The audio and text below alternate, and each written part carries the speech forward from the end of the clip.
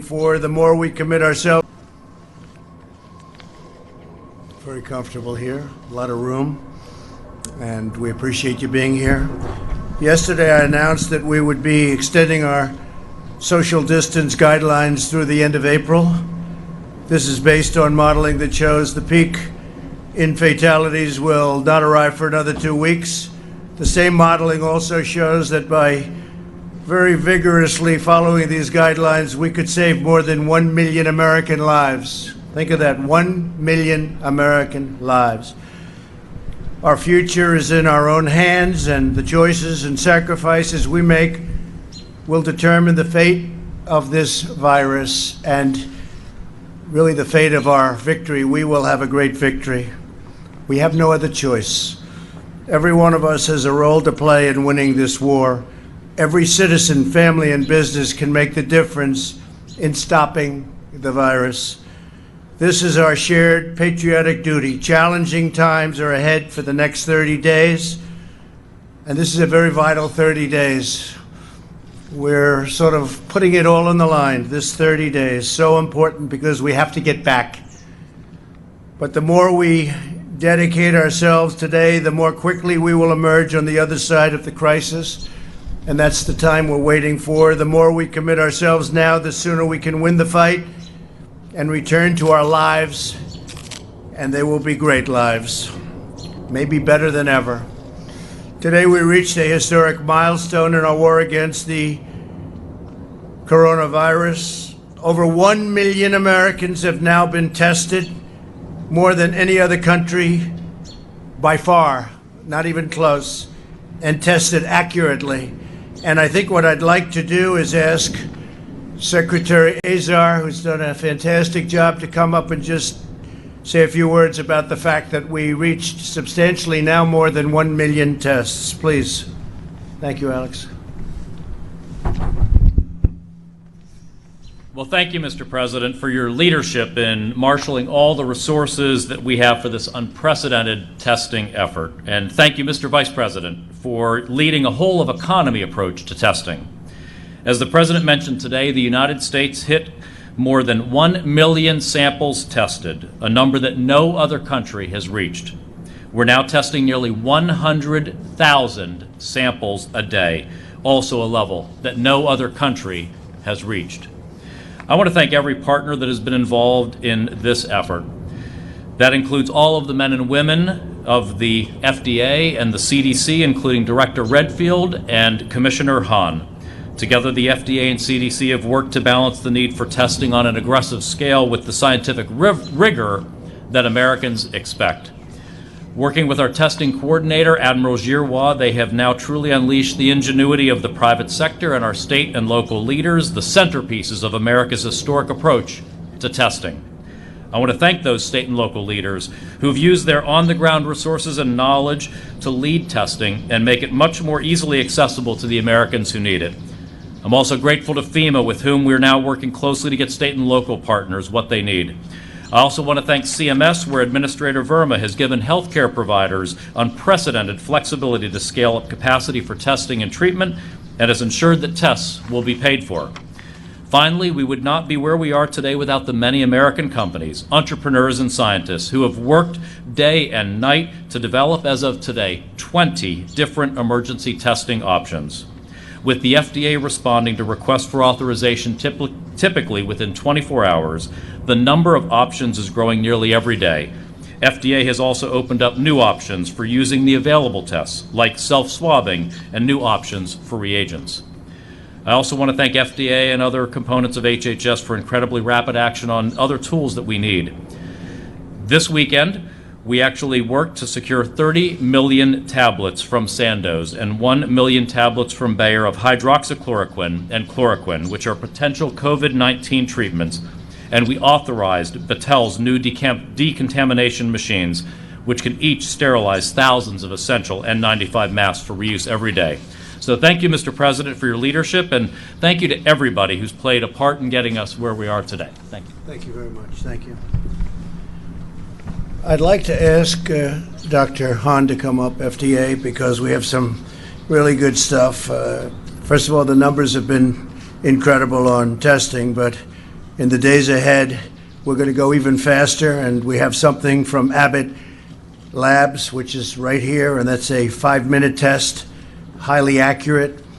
And I maybe can show that as we listen to our FDA commissioner, the job he's done, and the approval process. We talked about the chloroquine and the hydroxychloroquine just now. I thought that I'd mention it, but Alex has already done that. But we have that now under test with 1,100 people in New York, and it was only the fast approval by FDA that allowed us to do that. It was a really rapid approval. And Doctor, please say a few words. And this is the first one on the line of the 5-minute test from Abbott. Thank you, Mr. President, for your leadership. Thank you, Mr. Vice President, for your leadership of the task force. I'm very proud of FDA's staff's work in the last few months to expedite the availability of testing in this country. I'm also incredibly appreciative of private industry's ingenuity and willingness to work with us quickly to develop and distribute those tests. We've had a substantial addition to testing with the authorization of point-of-care tests, especially the Abbott point-of-care test, which the President has pulled out of the box. A point-of-care test is a test that gives you a result where you're getting care. This is truly a patient-centered approach, whether it's the doctor's office, a hospital, an emergency room, an urgent care center, or a drive-by testing site. Just like tests for flu or strep, where you go to the doctors, you get the test done, you can get an answer within minutes of having this test done. Now, with those tests being approved for Abbott and for others, these are available around the country. They're planning to scale up the number of tests that can be put out throughout the country over the next month, and patients can get the answer within as little as 15 to 5 minutes. And then, of course, an appropriate plan of treatment can be given. We at FDA are working quickly with Abbott as well on other testing approaches, and normally these tests take months to develop. I was on the phone today with the Abbott CEO. He told me that normally this is a 9 to 12-month approach to developing a point-of-care test. They did this in collaboration with FDA and U.S. government within weeks. Abbott has shared that they will be delivering these tests tomorrow, and then we'll be ramping up. Just to emphasize one thing, the most innovative and safe products come from the private sector in partnership with government, taking an all-hands-on-deck approach, just like in this case. And the other point here is that Abbott and FDA worked together to make sure that we had a fast, reliable, and accurate test to market. Thank you. Thank you, Doc. Great job, too. Really great job. Thank you, Steve. So, the pharmaceutical company, Sandoz, has been working with us very closely. And as Alex mentioned a little bit, 30 million doses of the hydroxychloroquine to the United States government. It's been given. And Bayer has donated 1 million doses of the chloroquine, which will soon be distributed to states and state health officials around the country. Teva Pharmaceuticals is also donating 6 million doses of hydroxychloroquine to U.S. hospitals, 6 million doses. So the private sector, as you'd say, Steve, it's been amazing what's happened, really amazing. And we're going to introduce you to some of the greatest business executives in the world today, no matter where you go. And they're going to say a little bit about what they're doing. And then we have so many more. The FDA has also authorized the Batil's N95 respirator mask sterilization kits. It's an incredible thing. I've been asking, why are we throwing these masks away? You look at some of these masks and they're significant pieces of equipment, and I say, how come you throw them away? Why aren't they using sterilization techniques? And I got a call from Mike DeWine, the governor of Ohio, and he's a tremendous guy, tremendous governor, and he said, we have a company named Batil, and they're having a hard time getting approval from the FDA, and I called up Dr. Hahn, and within a very short period of time, they got the approval. Steve, we really appreciate it. I want to thank Mike, and I want to thank Steve, and they're going to be able, each machine now can disinfect 120,000 masks per day. Now think of that. Each machine can disinfect 120,000 and 20,000 masks per day. It'll be just like a new one. It can go up to about 20 times for each mask. So each mask can go through this process 20 times.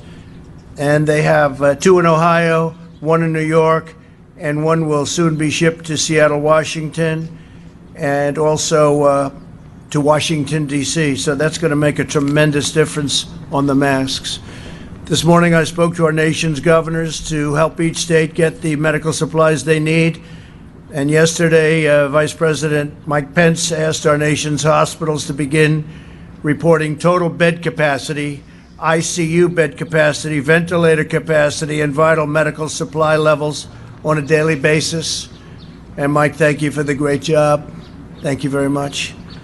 In New York, the 2,900-bed hospital under construction, which is now completed, they completed it in 3 days, you might say 3.5 days, at the Javits Center, will be completed today.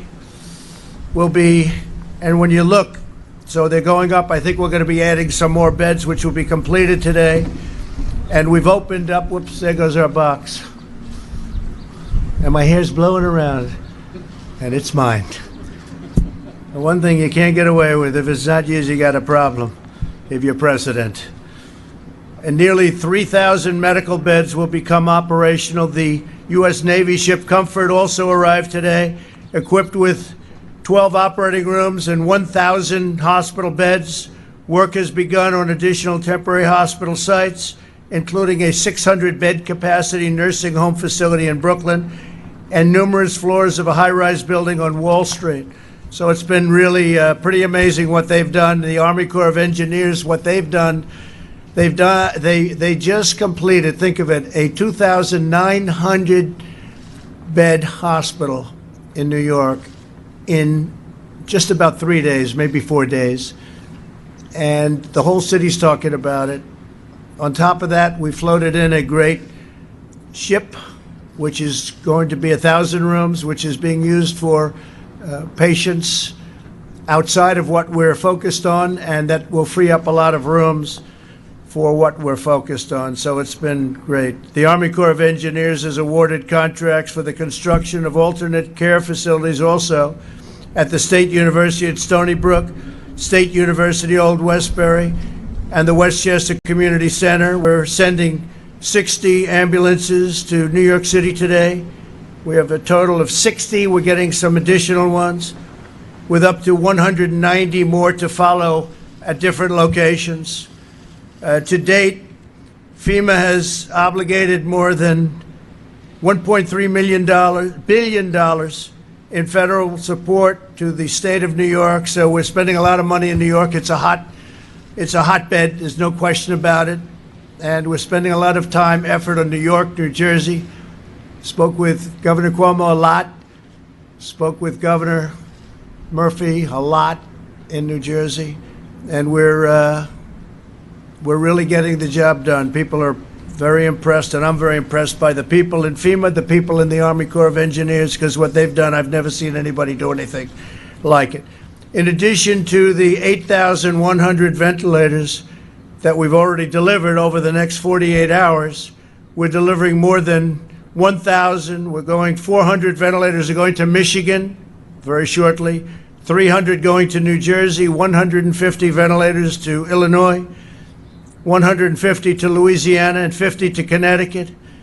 FEMA and HHS already delivered 11.6 million N95 respirators, 26 million surgical masks, 5.3 million face shields, 4.4 million surgical gowns, and 22 million gloves.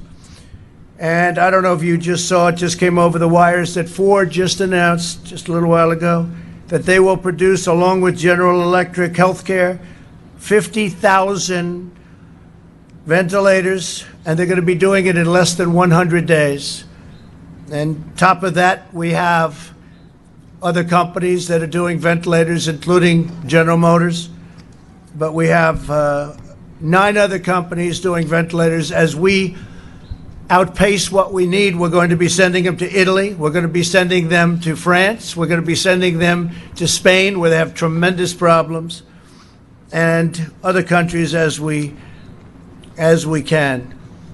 But the fact that we're doing so many so quickly is a tribute to our great companies. More than 14,000 National Guard members have been activated and can help supplement state and local efforts to distribute personal protective equipment, where we're sending a lot. We have plane loads coming in. We have 51 loads from various locations all around the world, and they're landing. We had our first big cargo plane land this morning, and we're getting it from all over the world, and we're also sending things that we don't need to other parts. I just spoke to the Prime Minister of Italy, and we have additional capacity. We have additional product that we don't need. We're going to be sending approximately $100 million worth of things, of surgical and medical and hospital things to Italy. And Giuseppe was very, very happy. I will tell you that they're having a very hard time. Joining us this afternoon are CEOs of the great American companies that are fulfilling their patriotic duty by producing or donating medical equipment to help meet our most urgent needs. What they're doing is incredible, and these are great companies. Darius Domchek of Honeywell, you know that, and Darius has been somebody that I've dealt with in the past, and he's a great leader of a great company. Deborah Waller of Jockey International. A friend of mine, Mike Lindell of My Pillow. Boy, do you sell those pillows? That's unbelievable what you do. David Taylor of Procter & Gamble, and Greg Hayes of United Technologies Corporation. And I just want to tell all of you that America is very grateful to you and what you've done. Amazing job you've done, and we thank you very much. I'd like you to come up and say a couple of words, if you might, about your companies. Mike, come on up. Come on up, fellas, please. Come on up. You have to say what you're doing because it's been really incredible. Go ahead, Mike. Okay, well, My Pillow is a U.S. vertically integrated company which has been forced to adjust to the changing business environment as a result of the pandemic. My Pillow is uniquely positioned as a U.S. company that functions as a manufacturer, logistics management distributor, and direct-to-consumer. Given our current business lines, we are experiencing the effects of this pandemic firsthand. But My Pillow is done. We've established an internal task force which is monitoring future needs of companies across the country as a result of this pandemic. And given our position, we've begun to research and develop new protocols to address the current and future needs of U.S. businesses across multiple sectors. How companies are going to prepare themselves when they once again open up, and changes to their current operations in order to adjust to future threats and pandemics. My Pillow has designated some of its call center to help U.S. companies navigate the many issues that resulted from this pandemic. We've dedicated 75% of my manufacturing to produce cotton face masks.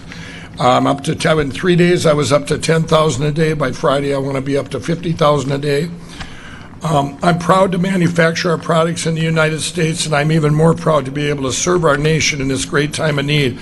Thank you, Mr. President, for your call to action, which has empowered companies like My Pillow to help our nation win this invisible war. Now I wrote something off the cuff, if I can read this. Okay.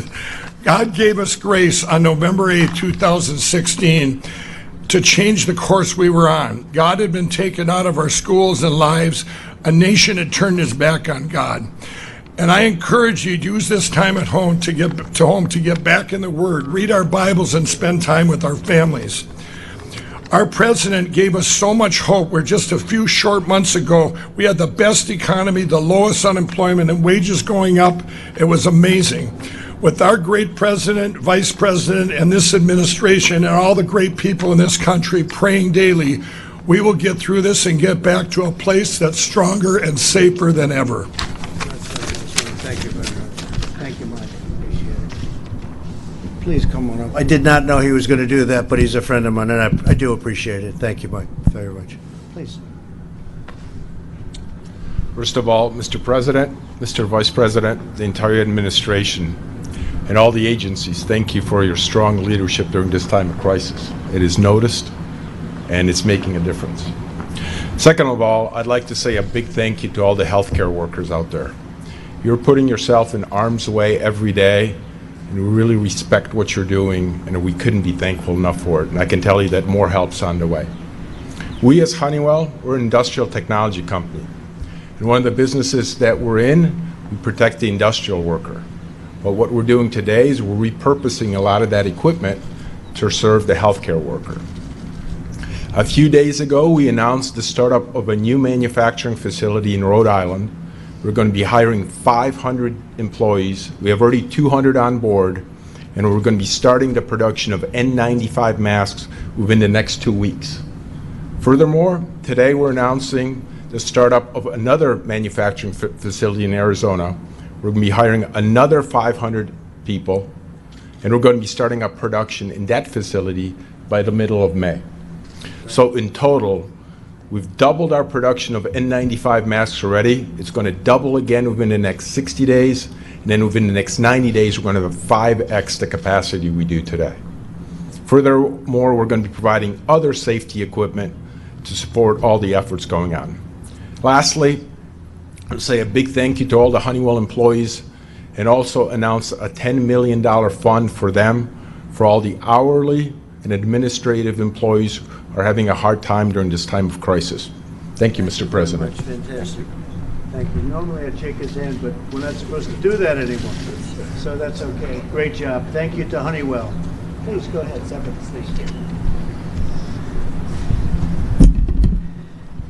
Thank you, Mr. President and Mr. Vice President, on your guidance during this unprecedented time. And I'm very honored to be here today. Founded by a minister 144 years ago, Jockey International is a family-owned company headquartered in Kenosha, Wisconsin. Since 1876, we have been providing socks and underwear for generations of families.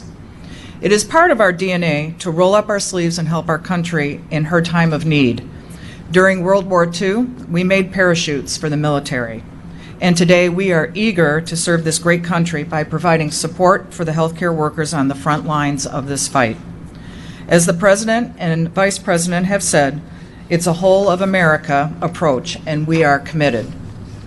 Jockey has had a long-standing partnership with Encompass Group, headquartered in Georgia, serving the healthcare community. When we learned of the critical need for PPE, we knew we had to help. That meant restarting production on Tier 3 isolation gowns.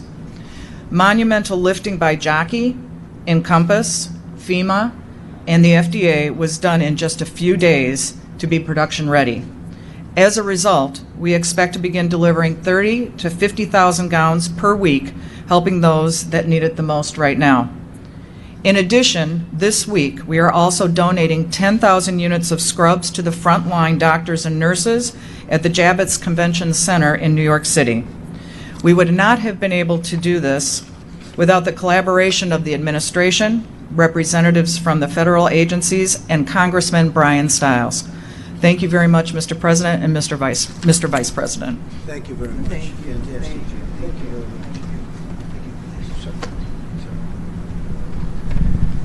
Thank you, Mr. President, Mr. Vice President, for bringing us together today.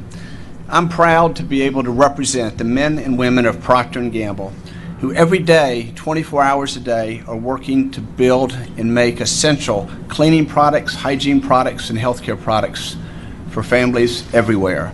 These include healthcare workers and for institutions that are serving those in the front line. P&G people are the faces of brands you know and trust. Brands like Tide, Pampers, Bounty, Charmin, Mr. Clean, and Vicks. In addition to making, packing, and shipping these essential items, they've worked together to transform our plants, to make things we've never made before, like hand sanitizers and facial masks.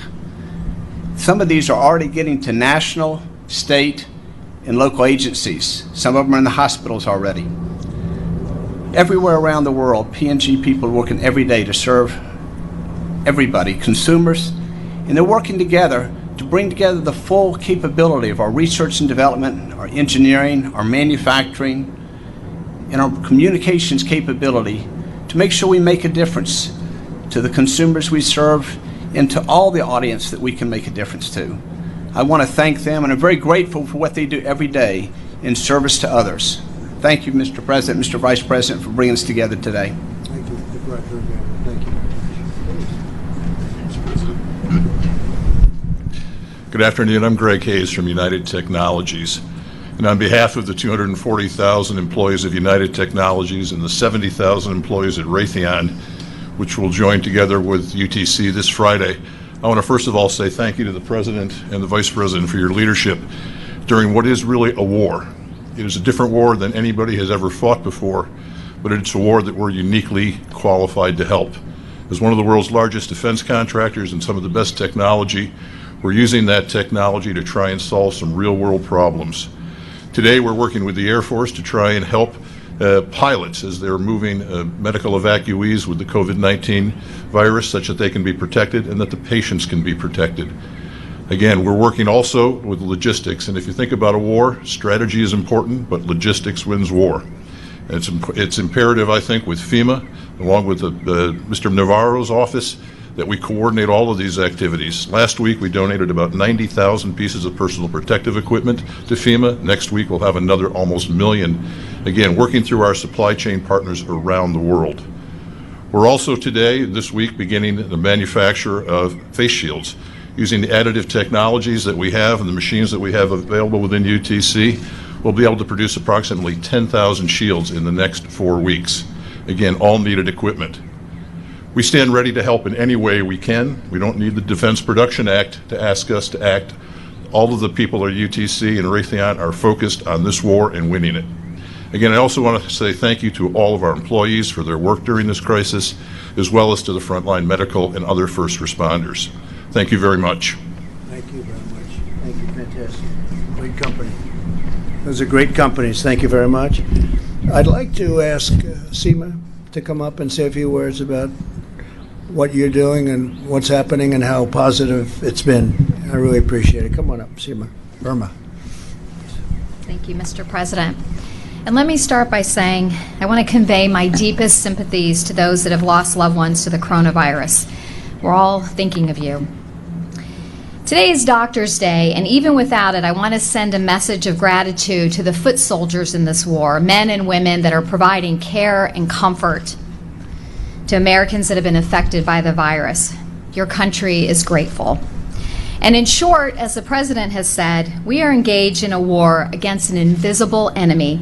In wartime, the assumptions of peacetime must be revisited and adjusted to meet the demands of the moment. And so under the President's leadership, CMS is waiving a wide and unprecedented range of regulatory requirements. Now, many healthcare systems won't need these waivers, and they shouldn't use them if they don't need them, but the flexibilities are there. In a time of crisis, regulations shouldn't stand in the way of patient care. And there are several components to our announcement today, but the first one is CMS's Hospitals Without Walls. And this is going to allow hospital systems to create new treatment sites outside of their facility to expand capacity and be able to safely separate patients that are infected with the coronavirus and those that are not. Now, FEMA is doing incredible work setting up temporary hospitals in New York and other areas.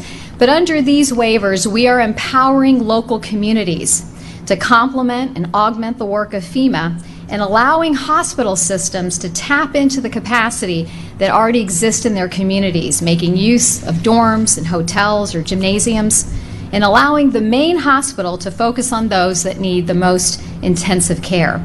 There are surgery centers out there today that are delaying elective surgeries, and they may have excess capacity that could be devoted to hospital-like care. And we are also making changes to the Medicare program to facilitate testing. So some people that need a coronavirus test can't leave their home, or patients that are in a nursing home. And now we will pay for labs to go out to these locations and perform testing. And we're also expanding the workforce. We are taking action today to relax some of our regulations to allow hospitals to increase their workforce. And we're allowing a broad range of flexibilities so that we can let healthcare workers operate at the top of their license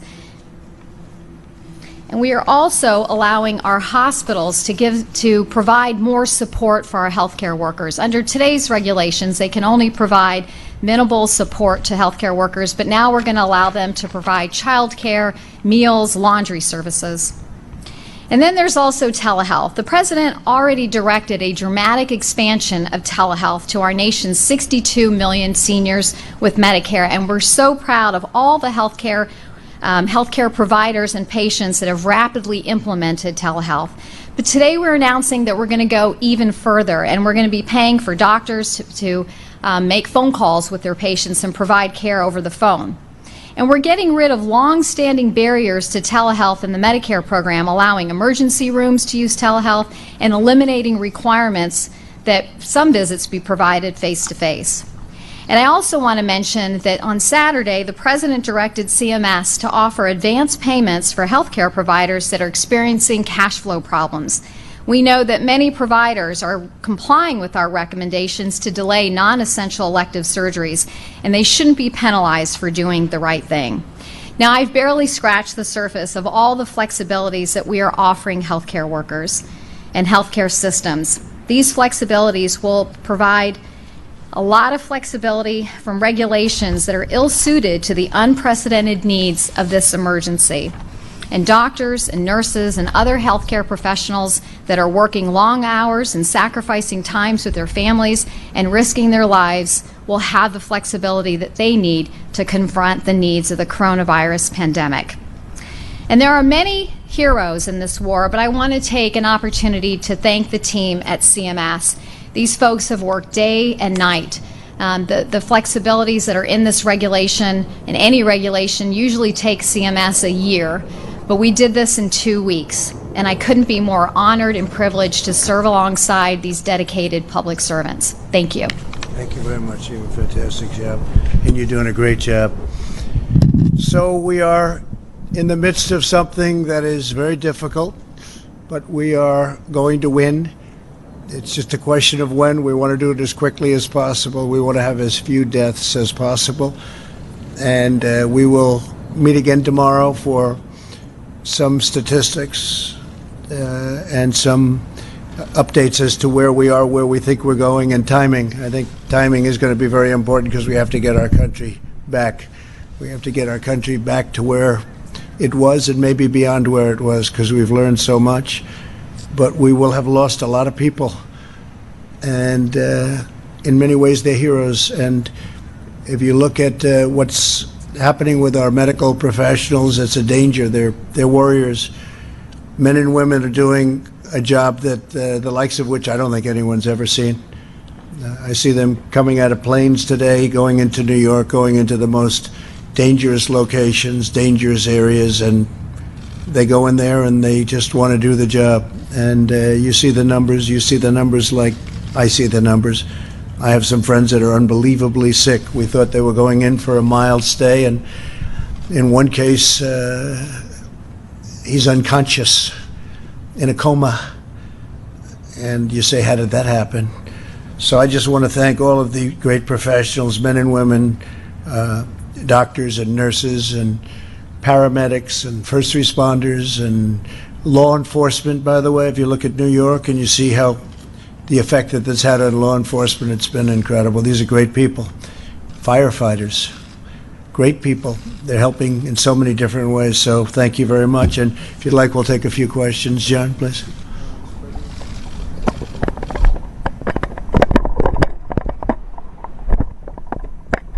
Thank you, Mr. President. Yesterday, you said that you would be extending the guidelines through the end of April and that you'd be giving us specifics tomorrow. Do you expect that the guidelines will just carry on the guidelines that have been in place now for 15 days? Could there potentially be some modification? Also, you have some travel restrictions that come up for reconsideration. Yeah. The one from the EU on April 13th, right. Canada, U.S., Mexico border on April the 21st. What will happen with all of that? They'll be staying, and we may add a few more, but the guidelines will be very much as they are, maybe even toughened up a little bit. But they're having a big impact. They're having a tremendous impact, and we're starting to see it. And that's the key. We're starting to see the impact that they're having. And if I could ask you to, you talked about Ford now ramping up production of ventilators. The government is sending thousands of ventilators across the country. Clearly the supply is increasing, but when you look at the production curve against the hospitalization curve, can you guarantee that everyone who needs a ventilator in the next few weeks will be able to get one? Well, I think that some are ramping up to a level that they're not going to have to, John, and I think that we also have kept in reserve. We have almost 10,000 ventilators in our line. We have them. We've held back just because we did the stockpile. We didn't want to give them because we don't know where the emergency. This hits like so fast. It comes so quickly, and we have 10,000. We're probably going to send some of them now. We've been sending a lot to Michigan and various other states. We'll probably send some additional ones to Michigan. New York's been doing very well, but we can add some more to New York. We're adding them to the areas that are having a problem. Even Alabama all of a sudden flared up a little bit, as you saw over the last couple of days, and we'll send them down to Alabama. So we have 10,000. We kept them for this very specific purpose. It sounds like a lot, but it's not when you think about it. But we're making a lot, and when you see, they're talking about hundreds of thousands being made in a very short period of time, because if you look at what so we have now 10 companies at least making the ventilators. And we say go ahead because, honestly, other countries really, they'll never be able to do it. It's a very complex piece of equipment, and it's big and expensive. So do you believe as we approach this peak in a couple of weeks that there will be enough for the American populace? I do think so, yes. I do think so. I think we're going to be in very good shape. And we had a great call today with the governors, and I actually said, I hope that the media is listening to this call, because it was a really good call, and that was randomly selected, largely Democrats and Republicans, and I think for the most part they were saying thank you for doing a great job, and we discussed that at the end of the call. So it really, people are very happy with what we're doing. Now the circumstances are so terrible because of what's going on, but I think they're very impressed by the federal government. I watched that beautiful ship floating in today into, weeks ahead of schedule, almost 4 weeks ahead of schedule into New York Harbor, Comfort. And I watched the Mercy floating in to Los Angeles almost a week ago. And they are stocked. They are really ready to go. They're stocked with both talent and tremendous amounts of equipment. And the Navy and everybody else involved, they got it ready so fast. It's just incredible what they can do. They've geared up. That's why, I am so impressed by the people involved. Mike and I were talking about it before, the level of genius to put it all together so quickly. This wasn't a month ago. Nobody ever heard of this. Nobody had any idea. The Mercy was being maintained. It was in maintenance for a month. And when they heard we needed it, and I was surprised, they said, "Sir, we're ready to go." I said, "What do you mean you're not going to be ready for 3 weeks?" "No, sir, we're all ready to go." It was incredible. So, and we've had many instances like this. I think the building of the hospital, 2,900 beds in a matter of days, a few days, is just incredible. Governor Cuomo was impressed, and Gavin Newsom was impressed by what we've been doing with Gavin and California and Los Angeles area in particular, but really San Francisco, all over California. When you look at what we're doing with Michigan, we're getting along very well with Michigan. It's a great place. We're sending a lot of things to Michigan because that's becoming a hotbed, especially a specific area, as you know. It's become very hot. It's become, could even at some point supersede, but it's got to be taken care of. So we're the relationship we have with the governors, I just wish you could, because we took a lot of calls from a lot of different states, and I wish you could have heard. Even a thing where, like, the governor of Ohio calls, where he has a company that does the sterilization, but they have a problem because it's not going quickly at the FDA, and I call up Steve, and Steve comes in, and he said, we'll get it done, and they checked it, and they got it done almost immediately. And originally they were approving it for 10,000 masks, and then it was supposed to be for 80, and they ultimately approved it for 120,000. It's a tremendous number. And I kept wondering, why aren't they sterilizing these masks? I assume maybe you couldn't do it, but then I'd look at them and they'd look like, it's not cloth. it's something that looks like it could be sterilized, and that's what they've done. And that's the machine that is over there, actually. They have a piece of the machine over there. I won't bother showing it to you. And this is incredible when you talk about 5 minutes, 15 minutes, and highly accurate, and not nearly as disturbing to do as the other tests. So we've just gotten better. We're doing things that nobody else ever thought of. Please. The DMV has issued stay-at-home orders, but Governor Ralph Northam of Virginia took it pretty far. He issued a 70-day stay-at-home order. Is that constitutional, first off? And secondly, do you think it's warranted to go ahead and issue a 70-day guidance at this point? Well, we're letting the governors do in their states pretty much what they want with our supervision, and they consult with us in all cases. Some go further than others, as you know. I mean, I could give you plenty of examples, but I'm not going to do that because we never want to be controversial. But some of the governors have taken it a step further, and people are questioning that. But look, staying at home with respect to what we're talking about doesn't bother me at all. People should be staying at home. That's what we want. OAN, please. OAN. 2,405 Americans have died from coronavirus in the last 60 days. Yeah. Meanwhile, you have 2,369 children who are killed by their mothers through elective abortions each day. That's 16,500 children killed every week. Yeah. 2 states have suspended elective abortion to make more resources available for coronavirus cases. That's Texas and Ohio.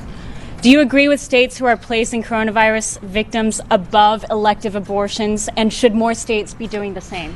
Well, I think what we're doing is we're trying to, as a group, governors, and that's Republicans and Democrats, we're just working together to solve this problem. That's been what you're mentioning has been going on for a long time, and it's a sad event, a lot of sad events in this country. But what we're doing is now we're working on the virus, we're working on that hidden enemy, and I think we're doing a great job on, as good a job as you can possibly do. When Tony and Deborah came up with numbers yesterday to say that if we did nothing, you could lose 2.2, up to 2 maybe beyond, I don't know, maybe beyond, but 2.2 million people if we did nothing. And I can't tell you what the unfortunate final toll is going to be, but it's going to be a very small fraction of that. So we're doing an awfully good job, I think, with what we're doing. Please, go ahead. Ohio? Please. Are you considering at all a nationwide stay-at-home order? I know there's a lot of states that have put them in place, but some haven't. I'm just wondering if you were considering some sort of broad stay-at-home order. And then I have a question for Dr. Birx, too, if you don't mind. Well, we've talked about it. We, there are some parts of the country that are in far deeper trouble than others. There are other parts that, frankly, are not in trouble at all. So hopefully, we're going to be able to keep it that way by doing what we're doing. So we talked about quarantine, as you know, the other day. A group came to me and they wanted to do the quarantine, and I said, let's think about it, and we did, and we studied it, and by the time the evening came, it just was something that was very unwieldy, very tough to enforce, and something we didn't want to do. But we did advisory, and I think that's doing well. I mean, I look at the streets. You look at New York, where I look down Fifth Avenue today. They were showing a shot of Fifth Avenue in sort of prime time, and there was almost nobody on Fifth Avenue. I've never seen that before. There was no car. There was no anything. So I think the people of this country have done an incredible job. If we do that, we will let you know, but it's pretty unlikely, I would think, at this time. Can I ask a quick question for Dr. Birx Yes. also? So, Dr. Birx, if you don't mind, you had mentioned today that this model that predicts 100,000 deaths is if we do things almost perfectly. So I wanted to know, are we currently doing things almost perfectly, or are there more things we need to be doing to cap, to not exceed that 100,000, 200,000 model? Please, come.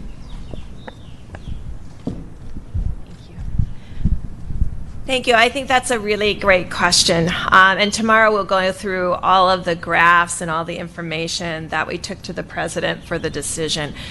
But and I just want to thank the data team that's working day and night to I usually get my data about 2 a.m. from them, and they assimilate all the data from all the states. And when you look at all of the states together, all of them are moving in exactly the same curves. And so that's why we really believe this needs to be federal guidance, so that every state understands that it may look like 2 cases today that become 20, that become 200, that become 2,000. And that's what we're trying to prevent. And I think states still have that opportunity, but they're going to have to do all of these these recommendations are recommendations that the globe is using. And so we really do recommend that every governor, every mayor looks very carefully and ensures that their communities are utilizing these guidance. Thank you very much. Thanks. It is amazing. You look at Louisiana, and for a long time it was just staying at nothing. And then all of a sudden, I look one day and I see a lot and a lot and a lot, and then it explodes. And now we're working very carefully and very powerfully with them. We're building hospitals, so we're building a lot of different things for Louisiana. So it's very important. Yeah, please, go ahead. That this could be seasonal, cyclical virus. So, and maybe both of you could comment on this, and Dr. Birx as well. Are you prepared for this to strike again, say, in the fall? All the efforts that are taking place right now to contain this, to be proactive, and we're prepared. I hope it doesn't happen. Doctor, would you like to say something about that? I hope it doesn't happen, but we're certainly prepared. In fact, I would anticipate that would actually happen because of the degree of transmissibility. However, if you come back in the fall, it will be a totally different ballgame of what happened when we first got hit with it in the beginning of this year. There will be several things that will be different. Our ability to go out and be able to test, identify, isolate, and contact trace will be orders of magnitude better than what it was just a couple of months ago. In addition, we have a number of clinical trials that are looking at a variety of therapeutic interventions. We hope one or more of them will be available. And importantly, as I mentioned to you many times at these briefings, is that we have a vaccine that's on track and multiple other candidates. So I would anticipate that, a year to a year and a half, we'd be able to do it under an emergency use. If we start seeing an efficacy signal, we may be able to even use a vaccine at the next season. So things are going to be very, very different. What we're going through now is going to be more than just lessons learned. It's going to be things that we have available to us that we did not have before. Okay, please, go ahead. Thank you. Scott Gottlieb, your former FDA commissioner, wrote a roadmap for recovery after the coronavirus. Very interesting. I saw it. He suggests, the roadmap suggests that everybody wear a mask in public. Is that something that the task force thinks is a good idea? Well, we haven't discussed it to that extent, but it's certainly something we could discuss. We're getting certainly the number of masks that you need. We are in the process of talking about things. I saw his suggestion on that, so we'll take a look at it for a period of time, not forever. I mean, we want our country back. We're not going to be wearing masks forever, but it could be for a short period of time after we get back into gear. I could see something like that happening for a period of time, but I would hope it would be a very limited period of time. Doctors, they'll come back and say for the rest of our lives we have to wear masks. The roadmap also talks about doing GPS for social distancing, maybe following people's phones, and hotels for isolation for people, giving them free hotel rooms. Are those ideas that you're looking at? Well, the GPS, that's a very severe idea. I've been hearing about it, GPS. So what happens? A siren goes off if you get too close to somebody? That's pretty severe, but he's somebody. He was with me for a long time. He did a great job at FDA. So we're taking a look. I just received it a little while ago. He sent it over. So very good. Go ahead. Let's give it a shot. Sir, what do you say to Americans who are upset with you over the way you downplayed this crisis over the last couple of months? We have it very much under control in this country. The coronavirus is very much under control in the USA. It's going to disappear. It's like a miracle. It will disappear. March 4th, we have a very small number of people in this country infected. March 10th, we're prepared. We're doing a great job with it. It will go away. Just stay calm. It will go away. What do you say to Americans who believe that you got this wrong? And I do want them to stay calm. and we are doing a great job. If you look at those individual statements, they're all true. Stay calm. It will go away. You know it is going away, and it will go away, and we're going to have a great victory. And it's people like you and CNN that say things like that, it's why people just don't want to listen to CNN anymore. You could ask a normal question. The statements I made are, I want to keep the country calm. I don't want panic in the country. I could cause panic much better than even you. I would make you look like a minor league player. But you know what? I don't want to do that. I want to have our country be calm and strong and fight and win. And it will go away. And it is incredible, the job that all of these people are doing, putting them all together, the job that they're doing. I am very proud of the job they're doing, that Mike Pence is doing, that the task force has done, that Honeywell and Procter & Gamble and Mike and all of these people have done. I'm very proud. It's almost a miracle, and it is, the way it's all come together. And instead of asking a nasty, snarky question like that, you should ask a real question. And other than that, I'm going to go to somebody else. Please, go ahead, please. You expressed some concern in the past that medical supplies were going out the back door and that perhaps some hospitals were doing things worse than hoarding. I expressed what was told to me by a tremendous power in the business. He said that at a New York hospital. For a long period of time, he was giving 10,000, maybe maximum 20,000 masks over a short time. And all of a sudden, he's giving 300,000. And I said, no matter how bad this is, could that be possible? He said, no. So there's only a couple of things that could happen. Is it going out the back door? And I've reported it to the city and let the city take a look at it. But when you go from 10,000 masks to 300,000 masks, Mike, over the same period of time, there's something going on. Now, I'm not making any charges. But when everyone's looking for masks, and by the way, that's another thing, we're making a lot of masks, and the sterilization process is going to save a lot of time and a lot of masks. But when you have the biggest distributor of product that distributes to many of the big hospitals and hospital chains, and he brings up a statistic like that, and I know you're trying to make a big deal out of it, but you shouldn't be. You should actually go over to the hospital and find out why. You shouldn't be asking me. I'm just saying... That's the way it is. You should go over there as a great reporter. I have no idea who you are, but that's okay. You should go over there, go to the hospital, and find out how come you used to get 10,000 masks and you had a full hospital. New York City, always full. And how come now you have 300,000 masks, despite the virus and all? You have three. How do you go from 10 to 300,000? And this is very serious stuff. I mean, I could see from 10 to 20 or from 10 to 40 or 50 or something.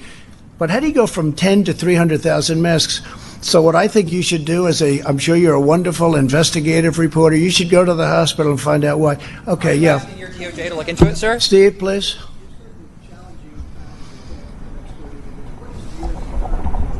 Well, it's so bad for the economy, but the economy is number 2 on my list. First, I want to save a lot of lives. We're going to get the economy back. I think the economy is going to come back very fast.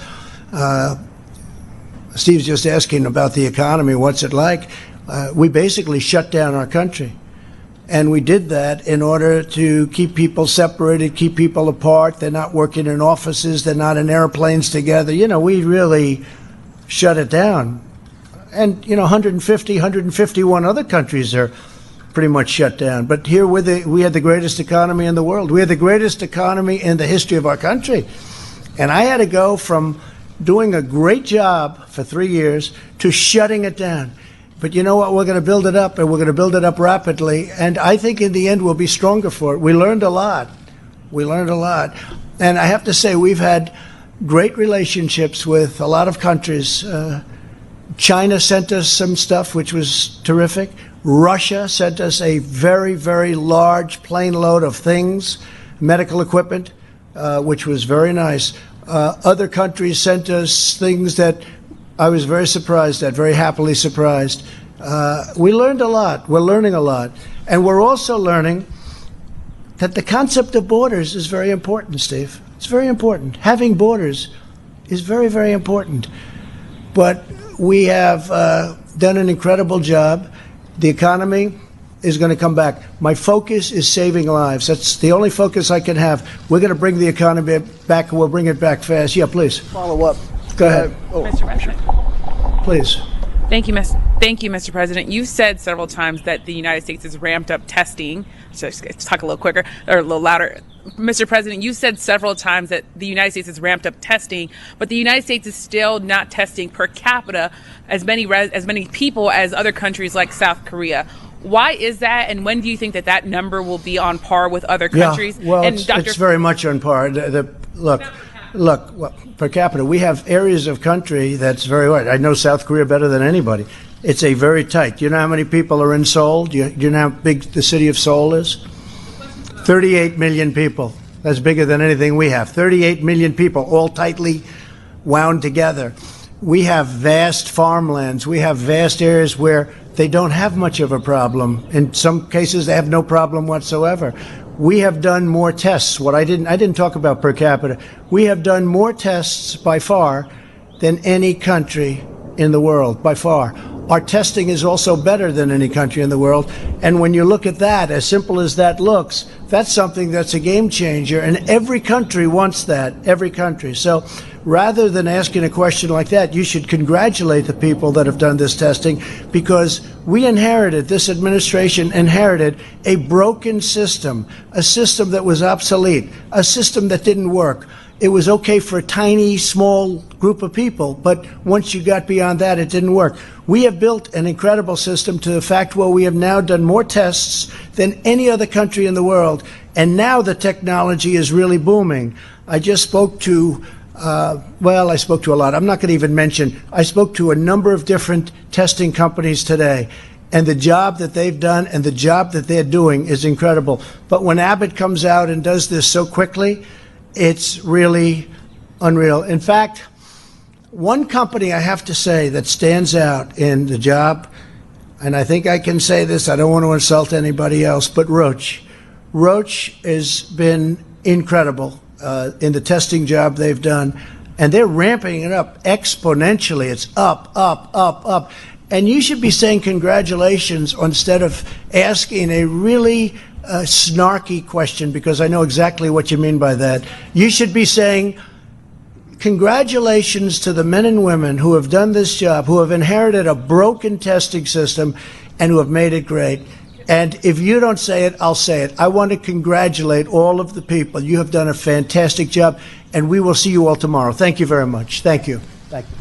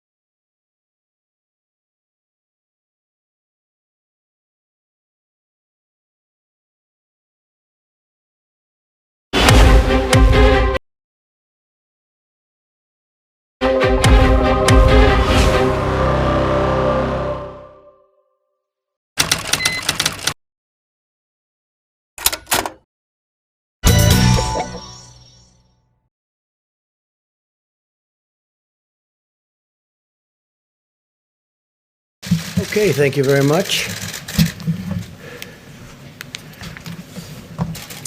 Good to be with you all. We're in a very critical phase of our war against the coronavirus. It's vital that every American follows our guidelines on the 30 days to slow the spread. The sacrifices we make over the next 4 weeks will have countless American lives saved. We're going to save a lot of American lives, and we're in control of our own fate, very much so. Maintaining social distance, practicing vigorous hygiene, and staying at home are your most effective ways to win the war and to escape danger.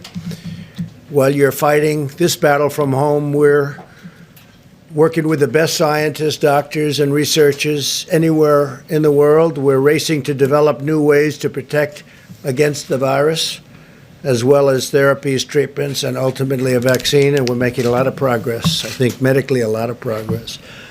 At the same time, we're also racing to get relief to American workers and small businesses, as you know. I want to remind small business owners across America that the Paycheck Protection Program is launching tomorrow. Nearly $350 billion in loans will be available to small businesses, including sole proprietors. These loans are up to 100% forgivable as long as employers keep paying their workers. Got to take care of your workers. Furthermore, we want Social Security beneficiaries to know that if they are typically not required to file a tax return, they don't have to file one in order to receive the direct cash payments that will soon be distributed to American citizens. The Treasury will deposit the money directly into the bank accounts. And don't forget, I will always protect your Social Security, your Medicare, and your Medicaid. We're protecting Social Security, Medicare, and Medicaid, and I always will. I'd like now to invite SBA Administrator Jovita Carranza, who's doing a fantastic job. She's going to be very busy in the next little while, and Secretary Steve Mnuchin to say a few words about these vital initiatives, and then we'll get on to the attack of the virus itself. And please, if I might, Steve and Jovita. Thank you. Thank you, Mr. President. And Mr. Vice President, Secretary Mnuchin, Ivanka Trump, and all who I have been working closely with in this effort.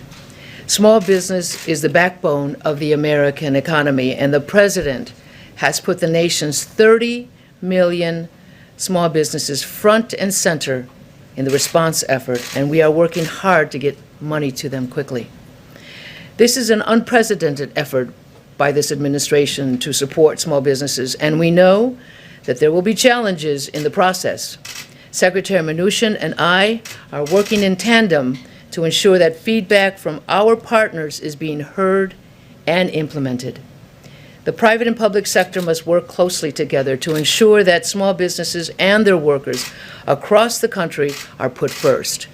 This administration believes wholeheartedly that if you are a small business, you are a critical part of the economic fabric of this country, and your viability is critical to the economic well-being of your employees. At SBA, we are working around the clock to support small businesses, ensuring that we are prioritizing emergency capital for small businesses that are suffering economic harm as a result of this unprecedented situation. This relief will help stabilize the small business sector by providing businesses with the financial resources they need to keep their workers employed and keep up with their day-to-day operating expenses. Today, I want to ensure that small businesses all over the country know about the Paycheck Protection Program and how they can benefit from this. Simply put, the Paycheck Protection Program is to help keep employees on payroll and small businesses open.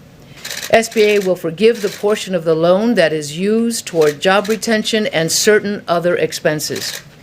We are working closely with lenders so that businesses can go directly to their local lenders.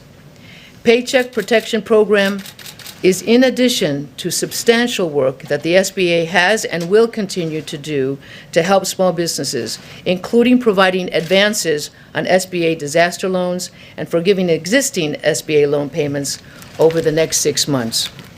Additional details on these critically important programs can be found at sba.gov, and we will be updating these resources regularly.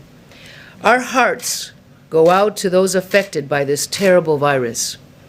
Our communities around the country are stepping up, and we will get through this together. At SBA, we know that every phone call, email, or application submitted has a small business owner, their employees, and the communities they support are on the other side. Our most important objective is to allow small businesses to keep their employees on board and keep their businesses viable through this unprecedented disruption. I want to reiterate the importance of patience in this process as we work together to ensure that businesses are able to access needed credit. We will continue working around the clock as we've done with our federal and private sector partners, expanding capacity and working to make our systems as robust as possible to meet the needs. Thank you, Mr. President. Thank you. Very good. Thank you. Thank you, Mr. President. Thank you, Mr. Vice President. Thank you, Jovita. Mr. President, you've made clear to us we now need to execute. We need to get money to small business and American workers, and that's what we're doing. The SBA and Treasury committed to get this program up and running tomorrow, and when Jovita says people working around the clock, we had both teams working till 4 o'clock in the morning and start working again today.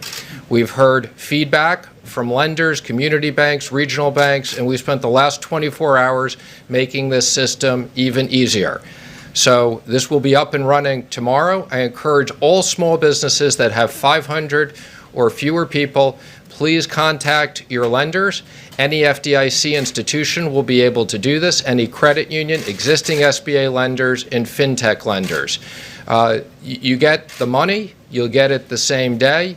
You use this to pay your workers. Please bring your workers back to work if you've let them go. You have 8 weeks plus overhead. This is a very important program. I'm pleased to announce we are going to raise the interest rate on these loans. And again, the interest rate is paid for as part of the program. The borrower doesn't have to pay this to 1%. We had announced it was going to be 50 basis points. We've heard from some smaller community banks that their deposit costs, even though the government's borrowing at 3 or 4 basis points, this is on average a 90-day loan. To make this attractive for community banks, we've agreed to raise the interest rate. Again, I encourage everybody, take out the Paycheck Protection Program. I'm also pleased to report the economic impact payments.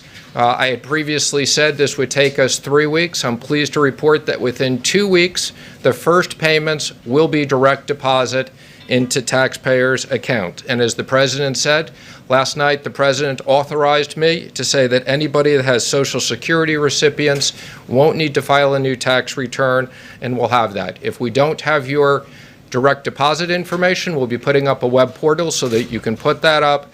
It is a very large priority. The President has made clear we want to get this money quickly into your hands. I'm also pleased to report that we continue to work closely with the Federal Reserve.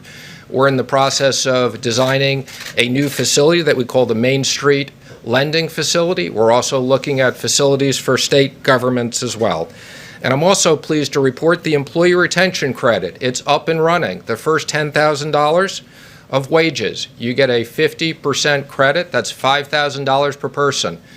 For everyone who's kept someone, you can immediately get that money. You can deduct it from what you owe the IRS immediately. If you don't owe us money, you'll get a refundable tax credit. So that is up and running. I'm also pleased to report we have the program up and running. We're taking applications from the airlines, from the cargo companies, and from national security companies. So thank you very much, Mr. President. Thank you, Steve.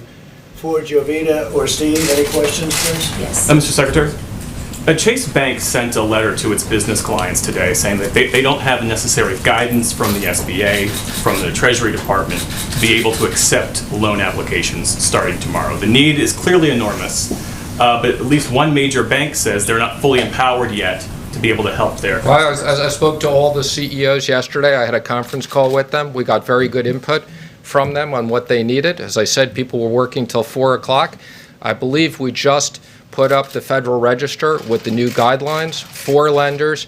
I've been assured that the banks will be in the process starting tomorrow. Now, again, it's going to take a little bit of time, but we committed that this will be available tomorrow, and I encourage all companies, go to SBA.com, go to Treasury.gov. You can see the information you need immediately. Mr. Secretary, just to follow up with the small business owners, a number of them saying that they were on that conference call and that there's a tremendous power struggle going on between the Treasury and SBA, and that it's over process and forms is what they tell me, and that lenders are actually opting out because they can't make enough money to even service the loans. So how are you going to make sure these small business owners get the capital they need to survive right now? Well, first of all, I can assure you, Jovita's here. Jovita used to work for me as the treasurer. There's no power struggle. Jovita and our team, as I said, worked together till 4 o'clock in the morning, started working at 7 o'clock again. We've made the form simpler, and I can assure you at 5 points, I've told these bankers they should take all their traders and put them in the branches. So there'll never be another opportunity to earn 5 points on a 90-day fully government guaranteed loan. And those checks right into direct deposit, IRS now saying it take 4 to 5 months. You're saying 2 weeks. Well, let me be clear. I don't know where you're hearing these things. I told you this would be 3 weeks. I'm now committing to 2 weeks. We're delivering on our commitments. The IRS, which I oversee, within 2 weeks, the first money won't be in people's accounts. Yeah, just to follow up on that, the question is not about the first checks. For folks who have direct deposit, sounds like those will go out pretty quickly. The question is then for folks who don't have direct deposit, and there was a staff memo that was released by the House Ways and Means Committee today saying that that process could take up to 5 weeks. That takes you to mid-August. Is that how long it's going to take? That is not going to take 5 months. Again, let me just say, when Obama sent out these checks, it took months and months and months. I am assuring the American public they need the money now. What we're going to do is, again, if we have your information, you'll get it within 2 weeks. If Social Security, you'll get it very quickly after that. If we don't have your information, you'll have a simple web portal. You'll upload it. If we don't have that, we'll send you checks in the mail. How many checks can you process a week, though? How many checks can you... Again, we can process a lot of checks, but we don't want to send checks. In this environment, we don't want people to get checks. We want to put money directly into their account. What about those? Thank you, Mr. Secretary. This is for, I guess, both you and the administrator. There have been some anecdotal reports that business people trying to get access to the online site to submit the applications. The website's been crashing. I've heard of webinars going offline because there's just too many people on them. So how are you guys going to be ready, tomorrow to get these loans out? We've brought in a lot of external resources at SBA and us to make sure there's additional capacity. As I said, we heard a lot of good feedback yesterday to simplify this process. It's going to be up and running. Now, let me just be clear. That doesn't mean everybody is going to get their loan tomorrow, but the system will be up and running. We encourage people over the next week. Sign up. You can go on right now. You can go on the web, see what information you need. Very simple process. Mr. Secretary, on a separate subject, have you been in touch with Leader McConnell and Speaker Pelosi about their differences right now about another stimulus package?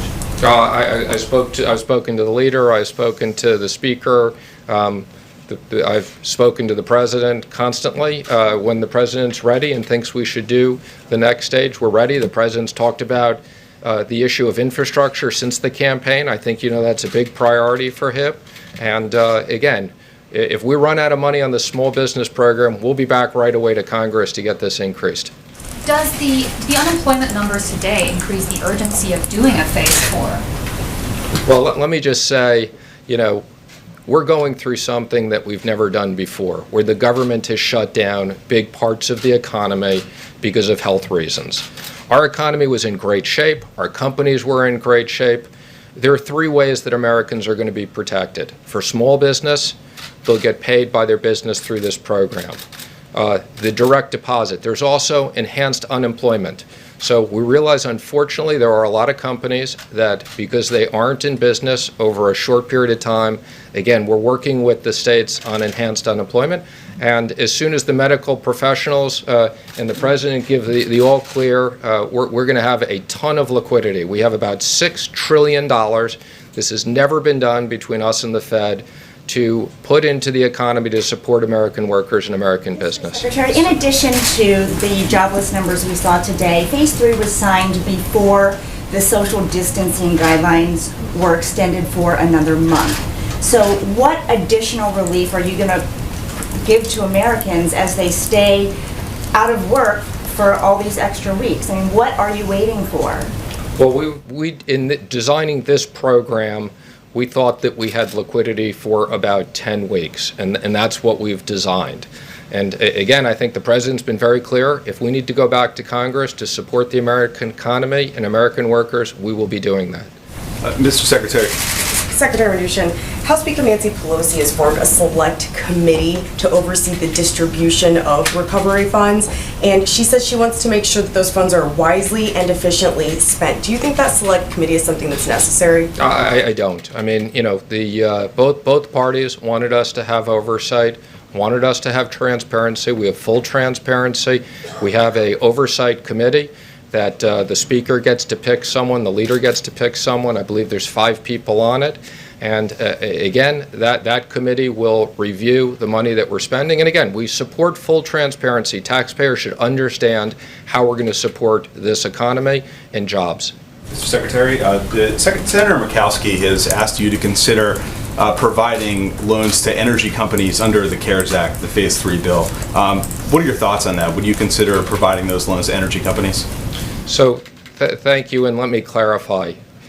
I have very limited ability to do direct loans out of the Treasury. I can do them for passenger airlines, cargo airlines, contractors, and national security companies. Outside of that, we work with the Federal Reserve to create broad-based lending facilities, which we will do. So our expectation is the energy companies, like all our other companies, will be able to participate in broad-based facilities, whether it's the corporate facility or whether it's the Main Street facility, but not direct lending out of the Treasury. A question for clarity about the direct payments to Americans. For those folks who don't have bank accounts, who don't have direct deposit information on file with the IRS, how long would they have to wait for their check? Well, for people who don't have direct deposit, again, we'll have an easy way they put it up. We can, on a rolling basis, I think, within a couple of days when they give it to us, we'll send the money out. We do realize there are people who are underbanked. And again, we're working with all the digital companies, prepaid debit cards. We're working with all of them to make sure we have a process that every American gets their money quickly. This money does people no good if it shows up in 4 months, and we will deliver on that promise. So quickly is a matter of weeks then, perhaps, not months. Quickly is a matter of weeks and not months. That's correct. Would you consider a moratorium on... Go ahead. Mr. Secretary, one area where you can make direct loans is to the airlines. How much do you expect that the Treasury Department and the federal government will be involved in overseeing the operations of airlines as it pertains to which routes get cut back, how much they operate, what they do about their employees, and the like? So there are very strict requirements that's built into the bill. Again, this was a bipartisan requirement. One, anything we do with the airlines, they have to maintain substantially all of their employees. So again, any money that we provide them will go to pay their employees. We're going to be working with the Secretary of Transportation. There are requirements to maintain certain routes. So again, we have a very clear process. We've hired 3 outside advisors, will be financial advisors, and 3 law firms. We'll be releasing that information shortly. And I want to thank them. They're all working for basically very, very little money. They couldn't work for free, so they've agreed to basically work for what they would sign up to work for charitable organizations. So again, no big fees to bankers. We got a great team of 3 lawyers and 3 financial advisors that will assist us. Mr. Secretary, just to follow up on that, will you give us a list of the names of those people who are advising you when you release the information? Of course we will. We'll give you the names as well as the contracts. So again, names right now other than BlackRock? So again, I'm happy to announce it. We have the PJT Partners, okay, is going to do the passenger airlines. Moelis & Company is going to do the cargo and contractors, and Perella Weinberg will handle the national security. And there'll be 3 law firms which we'll announce shortly that will be working in each one of those sectors. And again, let me just be clear. we need to get this done quickly. The airlines need money. We're going to work very closely with the Department of Transportation and get this done quickly. We've actually already received contracts from a lot of the people. Again, there's guidance up on the web. Full transparency, we've asked for applications. Secretary, on the airline issue again, Speaker Pelosi and others have said that the government taking stakes in those airlines should not be a condition for the federal government to provide payroll support specifically. What's your response to that? I spoke to the Speaker last night about that. This was something that was highly negotiated between the Republicans and the Democrats. The President was personally involved in this. He was on the phone with us many times. Mitch McConnell, Mark Meadows, senators on both sides. There is a specific line in the bill that says that the Secretary, meaning me, will determine proper compensation. So this is not a bailout for the airlines. And I will be working, once we get our advice from our financial advisors, we get the applications from the airlines, I'll be working very closely with the President, and we'll make sure that we strike the right balance, not a bailout. Taxpayers get compensated, but these airlines, these are national security issues. We want to keep our airlines intact. Mr. Secretary, just more broadly, perhaps for the administrator, if not for you as well, some small businesses, restaurant owners, for example, are finding that laying off their employees so that they can start collecting unemployment is better both for them as business owners and for their workers. What incentives do they have right now to keep their employees on the payroll if no one's coming into their restaurants? Well, the incentive that you have, and we want American business to be kept intact. The incentive is these are loans that turn into grants. So if you're a business owner and you're a restaurant, you can hire your people back. You get money for their medical. You keep them on the medical plan.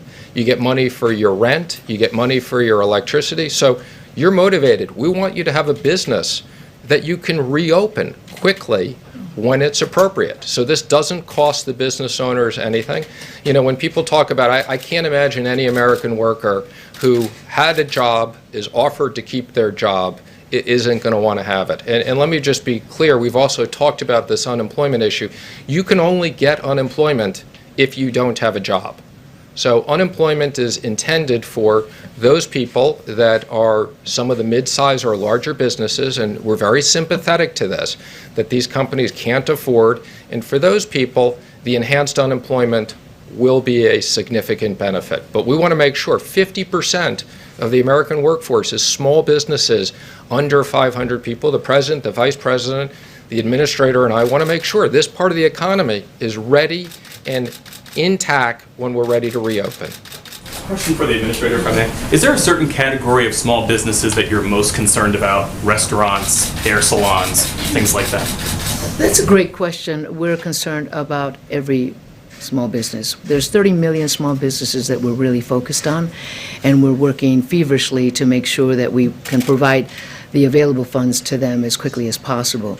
So it's 30 million small businesses, and the other businesses are being dealt with the PPP, with the Paycheck Protection. There was also the disaster, what we call it the injury or economic injury disaster loan. And then there was an advance associated with that particular program as well. So to answer your question, we're concerned about all businesses. And as the Secretary indicated, we're looking at employees being ready, not lost in this process. We want businesses to stay intact because they represent half the GDP. So if we spend $1 trillion to support 10 trillion or 11 trillion, I think that's a significant investment, and that's what we're focused on. Is there a certain segment that you think is particularly vulnerable? Hang on, I just want to make one comment for explanation because I want to make sure everybody out there understands this. If you're an independent contractor, if you're a sole proprietor, you're eligible for this as well. Now, that program won't be up and running until next week, but again, this is a very broad definition of small business. So if you're an independent plumber, if you're an independent contractor, you're covered under this program. Slightly more complicated, you have to come into your bank and give them more information, but starting next week, that part of the program will be up and running. Also, charities. Charities as well, very important.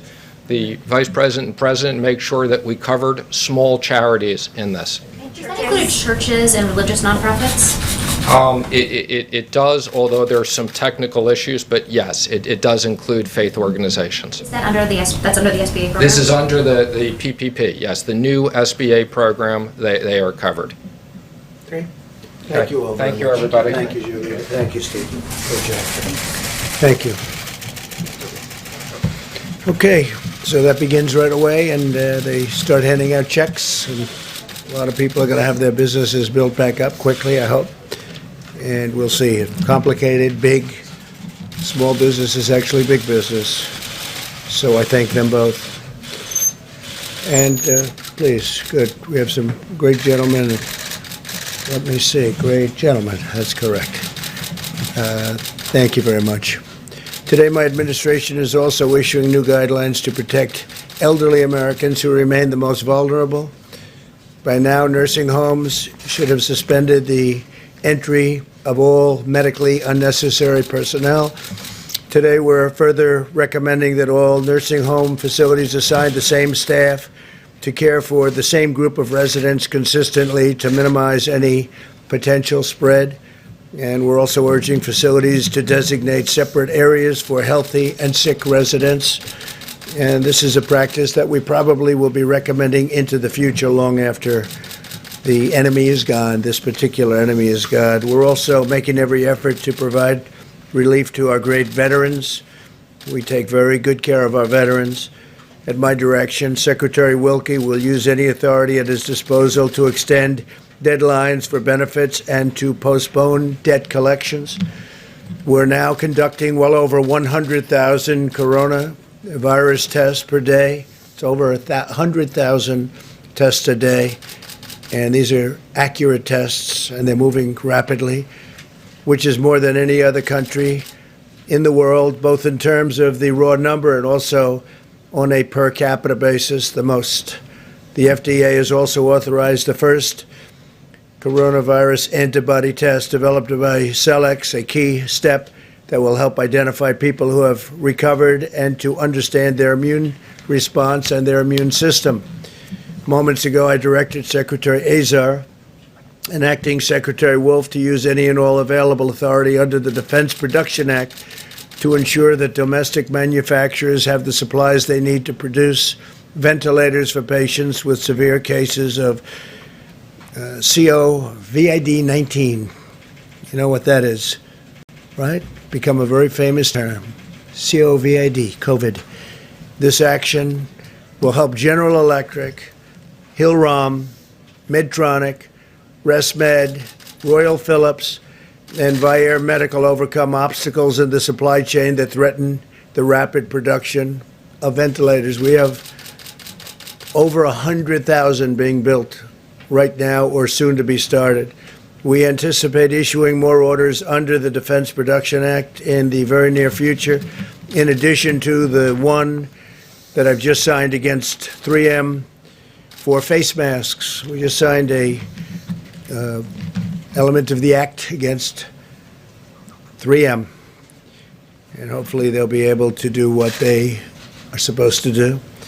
Just spoke to Mary Barra of General Motors, and she said they're very soon going to be ready to start production of the ventilators. They have a lot of ventilators that they've committed to build, and they'll be starting very, very quickly. FEMA continues to deliver resources to areas most affected by the virus, including New York.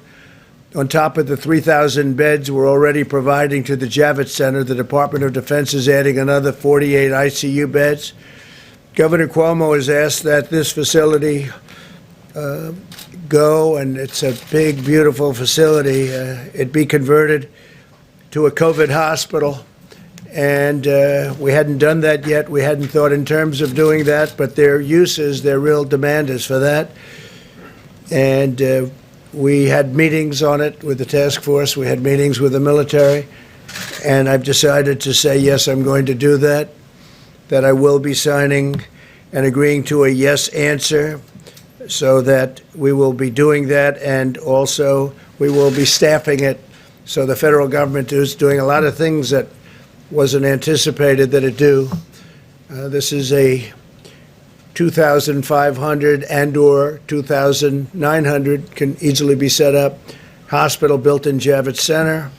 And so we're going to be converting that to a COVID-19 hospital. And it's going to be staffed by the military and by the federal government.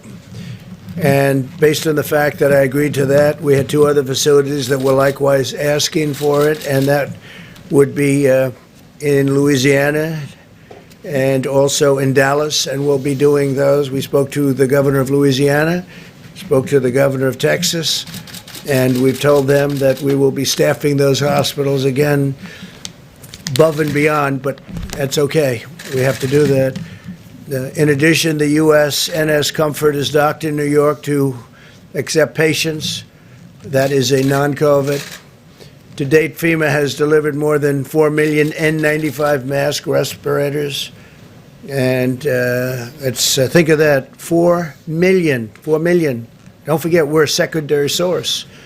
The states are doing it, and we're backing them up. But we've gotten 4 million N95 respirators, 1.8 million surgical masks, 460,000 face shields, 1.4 million gloves, and 4,400 ventilators just to the city and to the state of New York.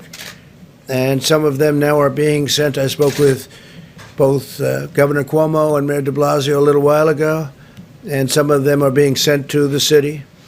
All of America stands with the people of New York in this time of need. It's definitely a hot spot, but we have other hot spots also, and we're taking care of them very, very strongly, very powerfully. We have the finest people in the world in those locations, and I think the federal government has not only acted early, but acted quickly, professionally. There's no people like this. Doctors, nurses, first responders, and other healthcare providers who want to help New York at this critical time should visit website nyc.gov/help-now. nyc.gov/help-now. They need help now. They need people to help them. We have great facilities, and we've built some brand new facilities, big ones, but we need help. We need help for professional people. So if you're in an area that isn't so affected, and you're a doctor, a nurse, a healthcare worker, please get to that website, and we would really appreciate your help. New York City needs it. Louisiana, by the way, needs it. Michigan needs it. Whatever you can do, those are very strong hotspots. They need help. In recent weeks, as the virus has spread and economic hardship has followed, we have seen Americans unite with incredible selflessness and compassion. I want to remind everyone here in our nation's capital, especially in Congress, that this is not the time for politics, endless partisan investigations. Here we go again. Have already done extraordinary damage to our country in recent years. You see what happens. It's witch hunt after witch hunt after witch hunt. And in the end, the people doing the witch hunt have been losing, and they've been losing by a lot. It's not any time for witch hunts. It's time to get this enemy defeated. Conducting these partisan investigations in the middle of a pandemic is a really big waste of vital resources, time, attention, and we want to fight for American lives, not waste time and build up my poll numbers, because that's all they're doing, because everyone knows it's ridiculous. So we want to focus on the people of this country, even the people of the world. We're going to be able to help them, because right now, as an example, we're building so many ventilators, very, very hard to build, but we're building thousands of them. And a lot of them will be coming at a time when we won't need them as badly, because it takes time, very complex, very expensive, and we'll be able to help outside of our country. We think we'll be able to help. That's something that you cannot easily produce. As citizens, we're linked together by the shared bonds of national love, loyalty, and affection. There's no earthly force more powerful than the patriotic pride that stirs in our hearts, and that is so true. It's incredible the job that everybody's been doing, everybody. They don't sleep, they don't go to bed, sometimes they get nothing. Said to somebody recently on the task force, how many hours sleep have you gotten over the last couple of days? The answer was none. In one Massachusetts neighborhood, citizens come out of their homes each night at 8 o'clock from their porches and they sing God Bless America. Others have joined in, spreading from house to house, down one street up to the next, until their little town with a spirit of patriotism and reminding all Americans that we're all in this together. We'll fight together and we will win together. We're going to win this. Now what I'd like to do is I'm going to step out. We have a meeting on this subject, and I'm going to step out just for a few moments. I'll be right back. We'll answer some questions. But you have some very hardworking people who have done an incredible job, led by Vice President Mike Pence, head of the task force. And then Jared Kushner is going to say a few words, and Admiral Polovchek, Peter Navarro, Dr. Birx, and myself. I'll be right back. So I'll see you in a little while. I did take a test. It just came out. This is from the White House physician. You may have it. Just came out. I just took it this morning. And I took it. It took me literally a minute to take it. And it took me, I guess it was 14 or 15 minutes. I went to work. I didn't wait for it, but he said it took 14 minutes or something to come up with a conclusion. And it said the president tested negative for COVID-19. So that's the second one. I think I took it really out of curiosity to see how quickly it worked and fast it worked, and it's a lot easier. I've done them both. And the second one is much more pleasant, Jeff. I can tell you that. Much more pleasant. So I'll be back in a little while. And Mike, please take over. Thank you. Thank you all very much. I'll be right back. Thank you, Mr. President. The White House Coronavirus Task Force met today, but earlier in the day, the President convened all the key elements of our supply chain team in the Oval Office for an update on the progress that we have been making, working literally around the clock to make sure that our healthcare workers, the people on the front lines, have the personal protective equipment and also the ventilators to be able to meet this moment. And today you're going to hear from the people that are literally working each and every day to make that happen. Dr. Deborah Birx is also with us. She'll reflect in a few moments on the progress that we're making, analyzing the data. Each and every day we're looking county by county, state by state, consulting with governors and local health officials. At the present moment, more than 1.3 million tests have been performed, and as you all are aware, some 236,000 Americans have tested positive for the coronavirus, with now the losses over 5,000 Americans, and our hearts are with their families. Beyond that, we have been focusing not just on ensuring the testing is occurring, but that the supplies are flowing. As the President just announced, he made a decision today to deploy thousands of N95 masks directly to New York City's public hospitals, and our team will speak about that in just a moment. And also, the President took the unprecedented step to direct the Department of Defense to use military healthcare personnel to operate all COVID facilities at the Javits Center in New York, at the Convention Center in New Orleans, and at the Convention Center in Dallas. We informed each of the governors of those states today that at their request we were making those military medical personnel available to operate in all COVID facility. But we would emphasize to people in that community who believe you've been impacted or have contracted the coronavirus, contact your local health care provider. We anticipate in the New York area that your local health care provider will make the decision whether you are transferred to the Javits Center, and in all cases simply look to the guidance of your local governors about how best to receive the care that every American is entitled to have. Beyond that, let me say that we have been working through FEMA's acquisition process not only to deploy but to gather up personal protective equipment, and in just a few moments you will hear from Admiral John Polovchek about the extraordinary progress that we have made in deploying not just the strategic national stockpile, but also in identifying on the commercial marketplace around America and around the world literally millions of N95 masks, surgical gowns, gloves, protective equipment. And at this point, we've distributed some 7,600 ventilators. You'll hear today specifically about the states that have received those ventilators. This team has truly acted in an inspiring way and literally is working with dozens and dozens of people at the FEMA Stabilization Task Force to make sure that we are leaving no stone unturned to find the supplies we need.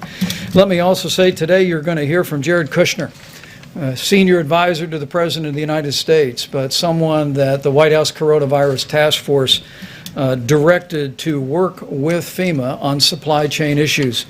And in recent weeks, he's been leading a working group in conjunction with FEMA that literally has identified millions of medical supplies around the nation and around the world, and we're grateful for his efforts and his leadership. Finally, you'll hear from Peter Navarro, who will explain the action the President took today using the Defense Production Act. But as you hear details today about medical supplies that have been distributed, those that have been purchased, those that we're making available, ventilators distributed to hospitals, and those that are available, let me just remind every American that you can make a difference in ensuring that every patient has the treatment that they deserve, every healthcare provider, every doctor and nurse and nurse's assistant has the protective gear to provide the care that you would want your family to have by putting into practice the President's 30 days to slow the spread. I mean, we want you to take to heart the President's coronavirus guidelines for America. First, to protect your own health, to protect the health of your family, to protect the health of your community. We know so many people are asymptomatic, and people that literally don't know they have the coronavirus but have the ability to infect others. We want you to put these guidelines into practice: social distancing, using a drive-thru at a restaurant, washing your hands on a regular basis. But as we focus today on supplies, make no mistake about it, every American can make sure that our healthcare workers, and more importantly, Americans that are struggling with coronavirus, have the equipment to support their treatment by putting these principles into practice. Because the fewer Americans that contract the coronavirus, the fewer Americans will have to enter our healthcare system. And that'll continue to preserve the capacity in our healthcare economy. So we thank the millions of Americans who've responded in the first 2 days of 30 days to slow the spread. And I'm just absolutely confident that in the days ahead, every American's going to do their part for your health, your family's health, the health of your community, and to ensure the strength and vitality of the greatest healthcare system in the world. With that, let me introduce Jared Kushner to speak about the work that he's been doing, working with FEMA on ensuring a strong supply chain to meet this moment. Jared? Thank you, Mr. Vice President, and thank you for your great leadership on the task force. And thank you to Dr. Birx and Dr. Fauci as well. It's been an honor working with you these past few weeks. When the Vice President first asked me to help on the task force with different tasks, I asked the President what he expected from the task force and how I can best serve him and the task force. What the President asked is that all of the recommendations that we make be based on data. He wanted us to be very rigorous to make sure that we were studying the data, collecting data. A lot of things in this country were happening very quickly, and we wanted to make sure that we were trying to keep updating our models and making sure that we were making informed decisions and informed recommendations to him based on the data that we were able to collect and put together. The President wanted to make sure that we had the best people doing the best jobs and making sure that we had the right people focused on all of the things that needed to happen to make sure that we can deliver in these unusual times for the American people. The President also instructed me to make sure that I break down every barrier needed to make sure that the teams can succeed. This is an effort where the government is doing things that the government doesn't normally do. We're stretching, we're acting very quickly, and the President wants to make sure that the White House is fully behind the different people running the different lines of effort to make sure that we get everything done in a speed that the President demands. The President also wanted us to make sure we think outside the box, make sure we're finding all the best thinkers in the country, making sure we're getting all the best ideas, and that we're doing everything possible to make sure that we can keep Americans safe and make sure we bring a quick end to this in the best way possible and balance all the different aspects that need to be thought of while we do this. This truly is a historic challenge. We have not seen something like this in a very, very long time, but I am very confident that by bringing innovative solutions to these hard problems, we will make progress. Today, we were briefing the President earlier. He asked me to come out and talk a little bit about what we've been doing on the supply chain task force, which Admiral Plevchuk has been leading. And what he's been very impressed by is the way that we've been resourceful to find product all over the world, all over the country, and we are finding ways to solve the different problems. The President's been very, very hands-on in this. He's really instructed us to leave no stone unturned. Just this morning, very early this morning, I got a call from the President. He told me he was hearing from friends of his in New York that the New York public hospital system was running low on critical supply. He instructed me this morning. I called Dr. Katz, who runs the system, asked him which supply was the most supply he was nervous about. He told me it was the N95 masks. I asked what his daily burn was, and I basically got that number, called up Admiral Plevchuk, made sure we had the inventory. We went to the President today, and earlier today the President called Mayor de Blasio to inform him that we were going to send a month of supply to the New York public hospital system to make sure that the workers on the front line can rest assured that they have the N95 masks that they need to get through the next month. We'll be doing similar things with all the different public hospitals that are in the hotspot zones and making sure that we're constantly in communications with the local communities. One thing I will say, just based on data, is that we've been getting a lot of data from different governors and from different mayors and from different cities. One thing I've seen FEMA do very, very well over the last week or so is now we're getting real-time data from a lot of cities. People who have requests for different products and supplies, a lot of them are doing it based on projections, which are not the realistic projections. The projections change every day as we see the cases, as we see the impacts of the Stop the Spread effort that this task force recommended and the President has been pushing forward. So I do think that we'll see that hopefully there'll be impact of that. And the task force has been working very hard through the FEMA group with Admiral Plevchuk to make sure that we're getting the supplies to people before they run out and making sure that we're doing it in a proper way. I'd like to just introduce Admiral Plevchuk, who before coming to this, I guess still is, he's the Vice Director for Logistics for the Joint Staff. I got a call from one of the senators saying, well, why don't you put a great military person in charge of the logistics and the supply chain and the Defense Production Act? And I said, well, the President already did that. This is the best man that we have in the country for supplies and logistics. He joined the task force 13 days ago over at FEMA, and he's built a team really at the direction of the Vice President that includes people from FEMA, OMB, the FDA, HHS, the White House, and from everywhere else. And what they've done over the last 13 days has been really extraordinary. We've done things that the government has never done before, quicker than they've ever done it before. And what we're seeing now is we found a lot of supplies in the country. We've been distributing them where we anticipate there will be needs, and also trying to make sure that we're hitting places where there are needs. So I can tell you the people in the task force, they're working day and night. You've got a lot of people in the government. We recognize the challenge that America faces right now. We know what a lot of the people on the front lines are facing, the fear that they have that they won't have the supplies they need, and our goal is to work as hard as we can to make sure that we don't let them down. So I just want to thank everybody, and with that I'll introduce Admiral Plevchuk, who's doing an amazing job. Thank you, Mr. Kushner, Mr. Vice President. So today I'm going to cover a couple items, five things. First thing I'm going to talk about is resources pushed out from the federal government. And then I'm going to talk about this air bridge, which you may have heard about. I'm going to talk about data. As you said, Mr. Kushner is absolutely right. We're trying to be data driven. And then I'm going to talk a little bit about how we're trying to expand the industrial base here to meet this challenge. So the first thing I want to talk about is surgical masks. So you've quickly stated numbers here. So I'm about to go through several different slides to give you just scale and magnitude of federal resources that have been applied at the problem. So 27.1 million surgical masks pushed out to state governments. For N95 masks, 19.5 million N95 masks. And so if I was in a local hospital that was running short, I would look upward. because the federal government has pushed out resources. So for protective gloves, 22.4 million pairs of protective gloves. For face shields, 5.2 million face shields. For ventilators, we have pushed to the states more than 7,600 ventilators, and I think as I was coming over here, that number's changed slightly. I think it's now 7,640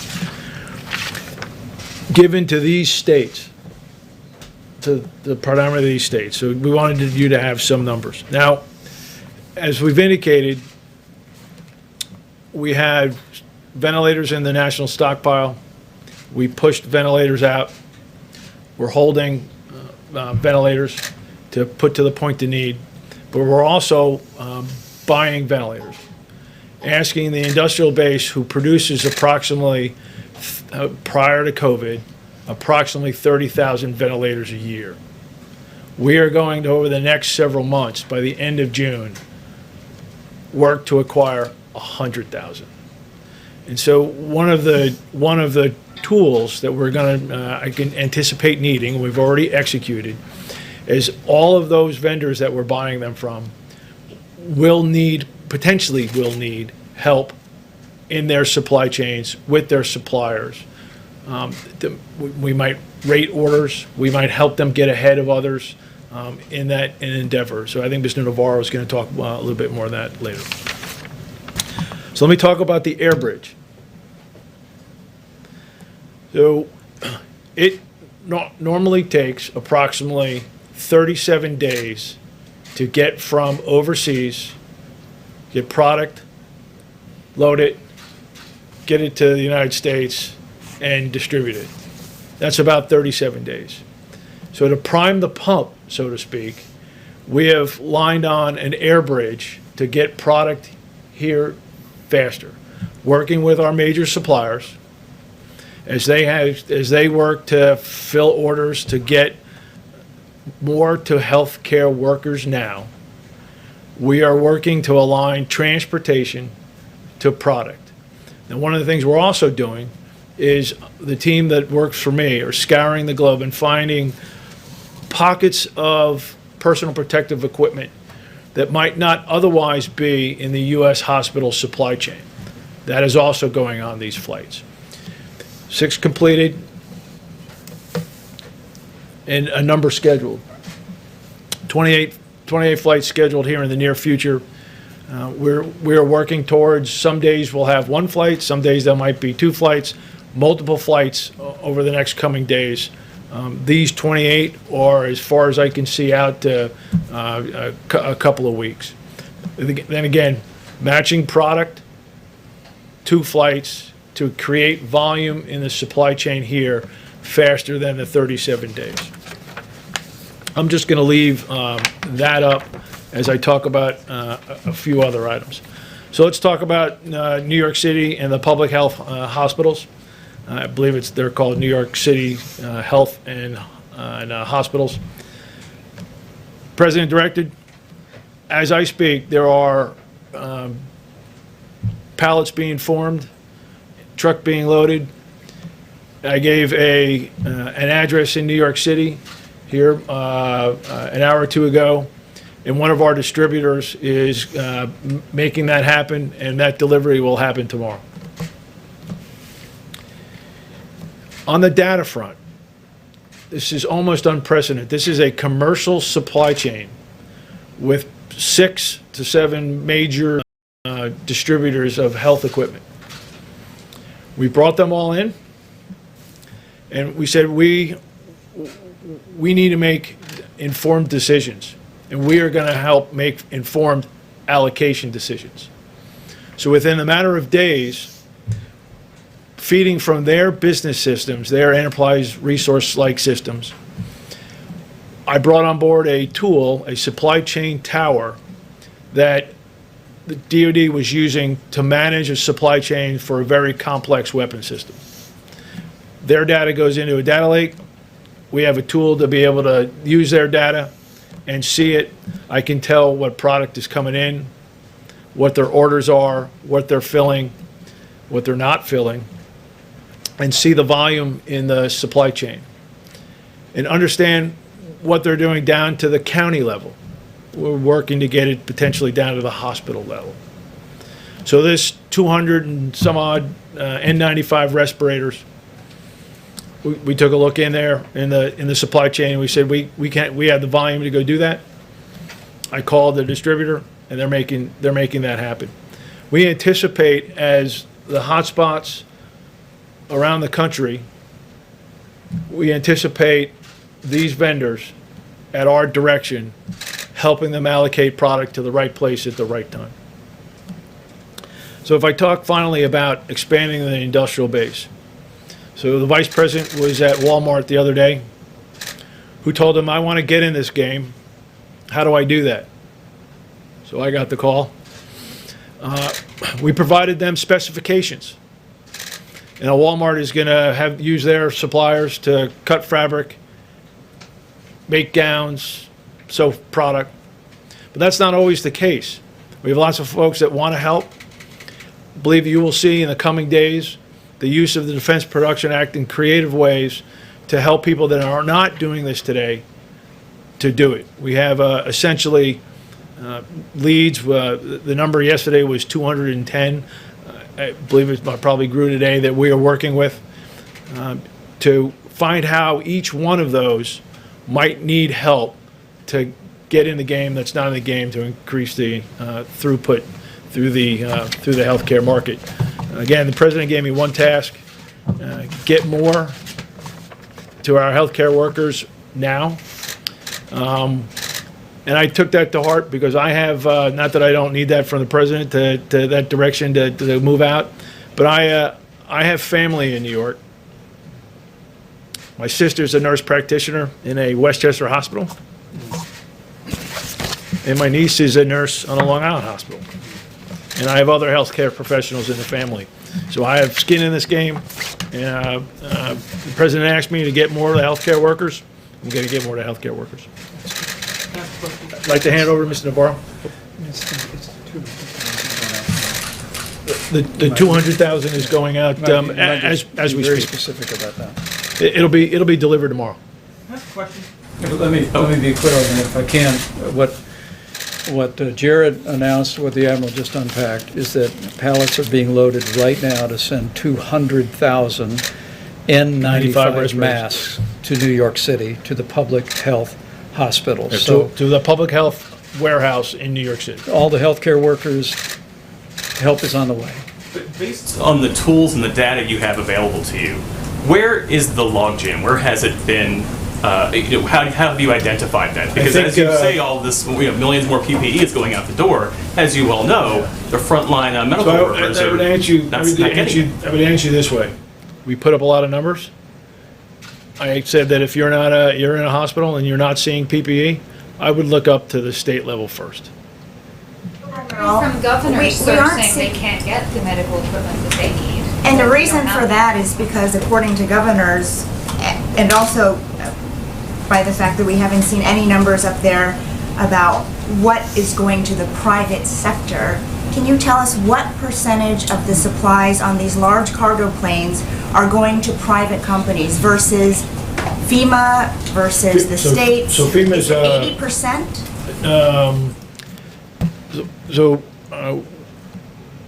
This product that we're moving is primarily commercial product that would enter the commercial system and be distributed through financial business transactions between hospitals and these distributors. So just to clarify, that explains why states say they're bidding like they're on eBay, because the supplies are going to the private sector, and then they have to go there to get the supplies. That's normally how things. That's normally how things work, right? So I'm not here to disrupt a supply chain. So look, these 6 distributors, 6, 7, they have 600 to 700 warehouses. They have trucks to go to the hospital door every day. We're bringing product in. They're filling orders for hospitals, nursing homes, like normal. I'm putting volume into that system. I would say that we have the data now. So we put together this data element over the last, 13 days. Get the people in, look at the problem, build this. I am now seeing truth about what's in the supply chain, and I would say that there's been some abnormal behavior. Okay? Yes, thank you, Admiral. House Oversight Committee Democrats say that FEMA officials told them that the ventilators that the government has ordered won't be ready until June, which is well after the expected peak. Will the Defense Production Act memo signed today do anything to speed that up? Yes, I will. Mr. Navarro will talk about that. We're online to receive several thousand ventilators in the month of April and several thousand more ventilators in the month of May, ramping up to a big number in June. Again, going from an industry that produces about 30,000 annual to a very big number. Are you confident that the system means the states with the greatest need are getting the supplies? Yes. So because a lot of governors are saying that they can't get what they need, and different states have more pressing urgency, obviously, depending on the case. So we're marrying up where CDC, where the demand for COVID is, to what's in the commercial system. We're providing that to the commercial system, and we are making allocations to those of most pressing need. 13 days. We now have the data. We now can make informed decisions, and so all of the I need. I now know the volume that has been happening and needs to be happening. So, Admiral, with that, and Mr. President, I'd love for you to weigh in on this as well. You talk about, you alluded to the fact there is possibly some shady business going on, that the product is here in the United States. And coming here. Yes, and it is coming here. It's coming from China. It's in warehouses. It's being made here in the United States. It's in warehouses, but it's going to the highest bidder. So, what can be done to keep those products here in the United States, not go overseas where companies are making a lot of money, and get it distributed to the most critical places here in the U.S. I would love to hear from how's that being done, because doctors, I've talked to surgeons on a regular basis. Let me give you the bigger view of the DPA, and we'll directly address that. What we have essentially is a nation at war. We have a wartime president standing behind me. The Defense Production Act is one of the most powerful weapons this administration can use to fight the invisible enemy of the virus. When I spoke with you last week, I explained the 3 points of the compass DPA can be used to hit. The first one is mobilization of the industrial base. This can involve things like repurposing from, say, a distiller like Pernod Ricard, from liquor to hand sanitizer. It can also involve expansion of production, which is having Honeywell, which makes N95 masks, open a new factory in Smithfield, Rhode Island. With respect to the second point of the compass, allocation of resources, we have 2 issues there. If you look at the manufacturer itself, what you want to make sure is that the supply chain, which can go 7 tiers deep, has enough components in that supply chain so we can actually make what we need. And then once it's made, you also want to make sure that it goes to the right people. And then the third point of the compass, which addresses what you're talking about, is basically bustum, I call it, hoarding of critical or threatened materials. So let me walk through what the President did today in terms of a strong action, what we've done, the DPA across those 3 points. The first order President Trump signed was vigorous, swift. It was the GM order, which directed GM to make ventilators in Kokomo, Indiana in Trump time, which is to say as fast as possible. As the President mentioned, he spoke to Mary Barra today, the CEO of GM. That is moving forward at the same time as the Ford project is moving forward in Rawsonville, Michigan, and I've issued a challenge to those 2 companies, a la Ford versus Ferrari. This is Ford versus GM. Let's see who gets those ventilators out first. Now, the second point of the compass, which these 2 orders address today, is this allocation of resource issues. The ventilator companies themselves expressed concern that in this rush to build ventilators, there would be pressure on that supply chain. So what they requested that we do and the president do is to use the DPA to give this gentleman here, is one of the strongest gentlemen in the world in terms of applying things, is to give him the ability to prioritize that supply chain for those ventilator manufacturers. And he will do things like give them what's called a DO rating in the defense procurement, which will allow them to get what they need. Now, the second order, which the president signed today, has to do with the other part of the equation, which is once they make the stuff, okay, where does it go to the right folks? And this is a 3M order. And to be frank, over the last several days, we've had some issues making sure that all of the production that 3M does around the world, enough of it is coming back here to the right places. So what's going to happen with the signing of that order in Trump time is we're going to resolve that issue with 3M probably by tomorrow close of business, because we can't afford to lose days or hours or even minutes in this crisis. Now, the third part of the compass, this third point there, this gets to the hoarding issue. The president stood up here with he's the commander-in-chief. But we have a sheriff in town, too, Attorney General Barr.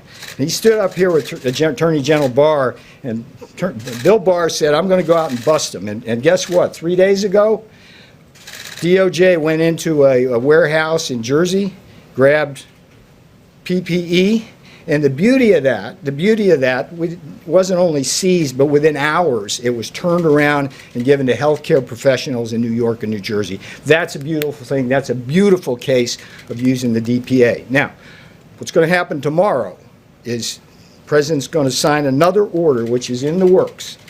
This is interesting. There is a black market springing up, which you have described, where we're having people bid against each other. Brokers come in, they're bidding and bidding on all this different PPE. It's driving the price up, and guess what? You know where it's going? The domestic sources here are being exported. When President Trump heard about that, he said, that's not going to happen anymore under my watch. So tomorrow we're bringing that order, and what's going to do is it's going to empower Customs and Border Protection with the help of people like the Post Office and express mail consigners like UPS to basically deal with that issue. So we are going to crack down unmercifully. And I would say to the hoarders out there, the brokers who are trying to make money off the misery of people in this country or around the world, that's got to stop. And if you've got inventory, what you need to do is pick up a phone and not call somebody out around the world. You call FEMA and say, we got some stuff, we'll give it to you at a fair price, and be done with that, because that stuff has absolutely got to stop. So that's hang on. So that's what we're going to be looking for, and when we hear cases like this, we're going to aggressively issue order after order to crack down on it. Now, this is not my role to take a bunch of questions, but let me tell you one other thing before I leave the podium. It's a story which I'd love to share with you today, because this again illustrates one of the key principles of this president and this vice president, which is to wed the full force of the federal government with the full power of private enterprise. And just 2 days ago, we at the White House got an urgent SOS from the chief of police of the New York Police Department. And they are in a situation now, because of the strain on their resources, where personnel such as their homicide detectives were having to go on into houses and deal with COVID issues without protective gear. Now, the beauty of this president is, because of his leadership, we were able to solve that problem in 2 phone calls. 2 phone calls. The first one went to Phoebe Novakovic at General Dynamics. Phoebe, can you call Tom Kennedy at Raytheon? I need you guys to basically scoop up all the Tyvek suits you can and find any gloves you can. This president, under his leadership, and the voluntary efforts and the pride and patriotism you talked about earlier, that we had 4,000 Tyvek suits delivered to the New York PD within 16 hours. That's a new record in Trump time. At the same time, a second phone call was made to Tara Engel at Pernod Ricard and Laura Lane at UPS they were on the same phone call, and I said, Tara, Lord, we got this issue. They need hand sanitizer. Literally, within 2 hours, we had 50-gallon drums, 6,000 gallons of hand sanitizer on a UPS truck heading up to the NYPD, and it probably arrived today with a promise from Pernod that they will continue to supply the NYPD throughout the course of this crisis. So this is a beautiful thing that America is rallying to. We are becoming a stronger, more united nation, and I couldn't be more proud of this president, this administration. These guys up here are doing a heck of a job organizing the supply chain. And my promise to you is that the president is going to use that DPA to make sure that the American people, particularly our healthcare professionals, get the PPE, the medicines, everything we need. So let me stop there. I don't think it's my place here to field a bunch of questions. Good job. Thank you. Okay. What's the status of the Buy American executive order? Go ahead. No, go ahead. Answer. Sure, you go ahead. Okay. Come here. Go. One of the things that this crisis has taught us, sir, is that we are dangerously over-dependent on a global supply chain. For our medicines, like penicillin, our medical supplies, like masks, and our medical equipment, like ventilators. We have right now, as we speak, over 50 countries have already imposed some forms of export restrictions in their country against the rest of the world.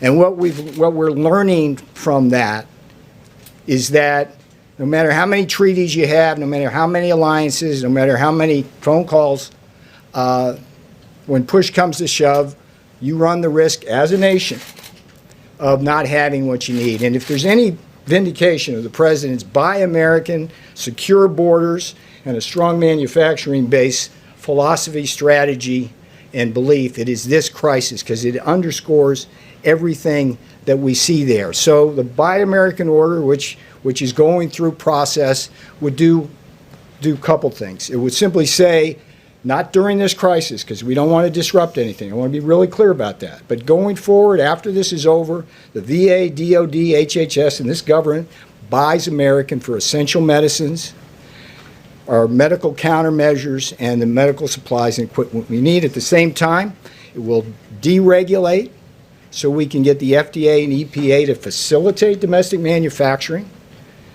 and then innovate. Because the key here is having advanced manufacturing on U.S. soil that can leapfrog other countries so we don't have to worry about competing against cheap sweatshop labor, lax environmental regulations, different tax regimes, and the massive subsidies of foreign governments who are actually directly attacking our industrial base. So be patient with that, sir. The other priorities we have right now are the DPA and what the task force is doing. But if we learn anything from this crisis, it should be never again should we have to depend on the rest of the world for our essential medicines and countermeasures. And by the way, we've cut them out also, to be honest. We've stopped orders going from certain places, and in a couple of places, like we had a big order going to Italy on important outfits and some ventilators, and it was going to Italy. They made the order a long time ago, and I said, you got to let it go. They had an order, and I could have cut it. Under the act, I could have cut it. I said, nope, you can't do that. You got to let it go. You know, they have big problems. We had an order going to Spain, and I said, let it go. I could have stopped it. I said, let it go. We're going to be fine. I said, let it go. So it works that way also.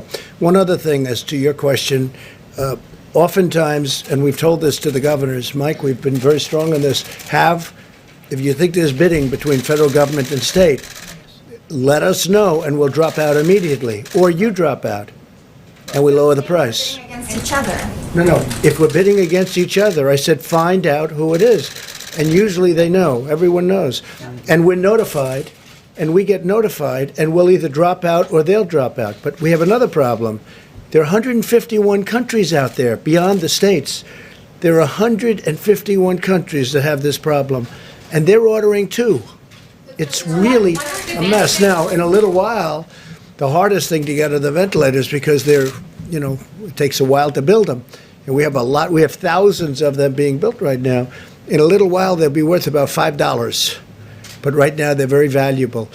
And we're going to have a lot of them being shipped. In fact, that's why General Motors called up before Mary. That's why others called up. 2 days ago, they called up that they're all in production. And they're starting to arrive in a week and a half. But there'll be a time when we're going to build stockpiles. By the way, the states should have been building their stockpile. We have almost 10,000 in our stockpile, and we've been building it, and we've been supplying it. But the states should be building. We're a backup. We're not an ordering clerk. We're a backup. And we've done an unbelievable job. Like, for instance, who ever heard of a governor calling up, "Sir, can you build us a hospital of 2,500 rooms?" And we built it. "Can you build us 4 medical centers?" We built it. "Can you deliver a hospital ship with 1,000 rooms?"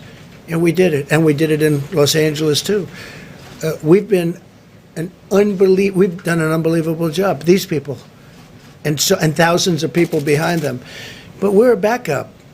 Ideally, those hospitals would have had all this equipment. Ideally, those states should have had all this equipment. And I think they will the next time. You heard the case where thousands of ventilators could have been had at a very inexpensive price 3 years ago.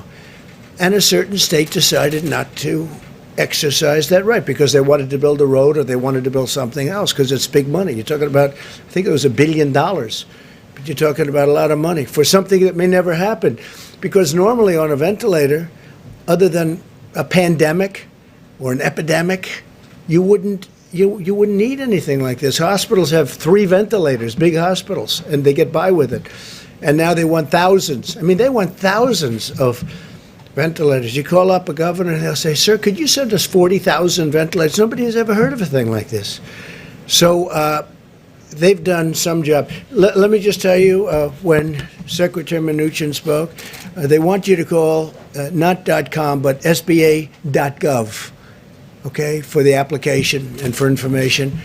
Okay, so it's SBA, small business, SBA.gov. Okay, if you don't mind. Yeah, let's go, please. Thank you, sir. Thank you, Mr. President. I want to follow up from a question yesterday regarding your administration's denial of the expansion of Obamacare's special enrollment period in the wake of this pandemic. In your own words, VP Pence gave a 5-minute non-answer, but people facing this pandemic illness and even worse, most experts say that having health care is critical to our nation's health and financial well-being.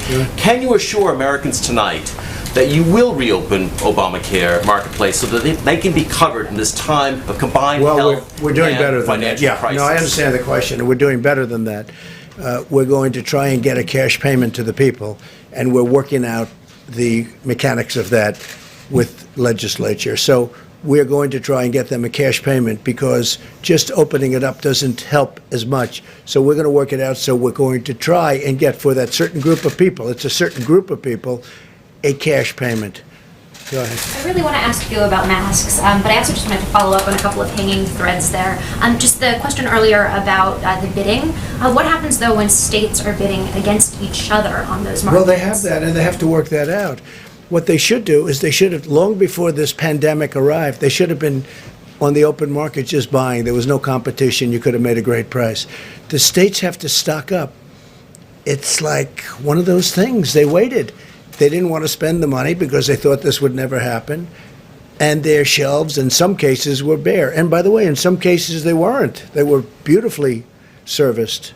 They did a good job. But in some cases, their shelves were bare.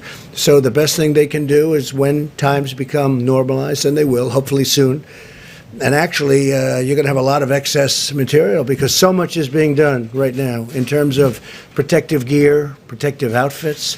A lot's being done. It's going to be, within 6 months, it's going to be sold for the right price. They got to stack up for the next time.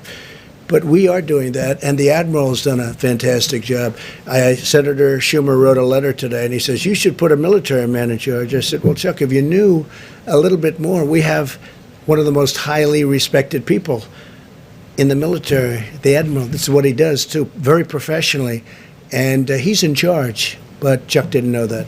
Okay, Jeff first. Mr. President, you tweeted this morning about your call with Saudi Arabia's MBS. We've had some people say that the figures that you cited between 10 million and 15 million barrels per day is not what they're agreeing to. Can you be more specific about what? I don't know what they're agreeing to. I think they might agree to more than that. Look, Russia. Did he tell you that, sir? Russia, yeah, he did say that actually. Russia talked about 10 million barrels. Russia and Saudi Arabia are fighting over this, and as everybody knows, it's really killing an industry, hurting Russia badly, hurting Saudi Arabia badly. I said, this is an easy one. It should be an easy one. And it may be 10, and it may be more than that. I was actually told it may be 10, as I told somebody before.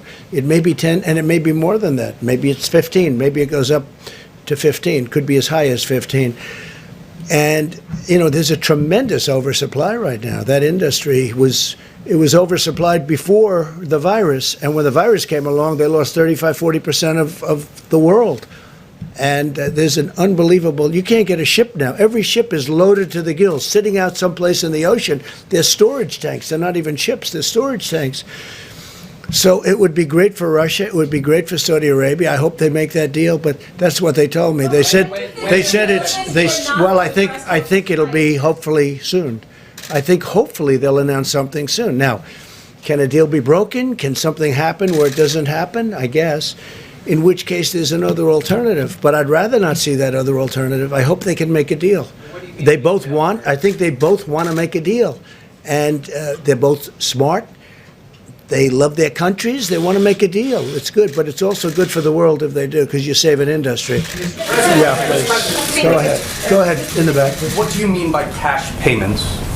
I'm going to let Mike, because we went over this very specifically, and I'll let you talk about it, Mike, because you responded last time. Right. Thank you, Mr. President. As I said yesterday, the President's put a priority on ensuring that no American has to worry about the cost of coronavirus testing, and we've been working every day to make sure that Americans don't have to worry about the cost of treatment. And at this point, the White House Coronavirus Task Force is working on a proposal for the President to use some of the $100 billion that we're making available to hospitals to compensate the hospitals directly for any coronavirus treatment that they provide to uninsured Americans. We're working out the details of that. The President will make a final decision tomorrow. We expect an announcement, but the President's made it very clear. We don't want any American to worry about the cost of getting a test or the cost of getting treatment. And we've expanded coverage through Medicaid. We've expanded coverage through Medicare. Health insurance companies around the country, including Blue Cross, just today announced that all of their members will be waiving all co-payments on coronavirus treatment. Before those some 30-odd million uninsured Americans, the President has directed the Coronavirus Task Force to find a way to make sure that they know we will find a way to pay for your coronavirus treatment, and the President will be addressing that and announcing that tomorrow.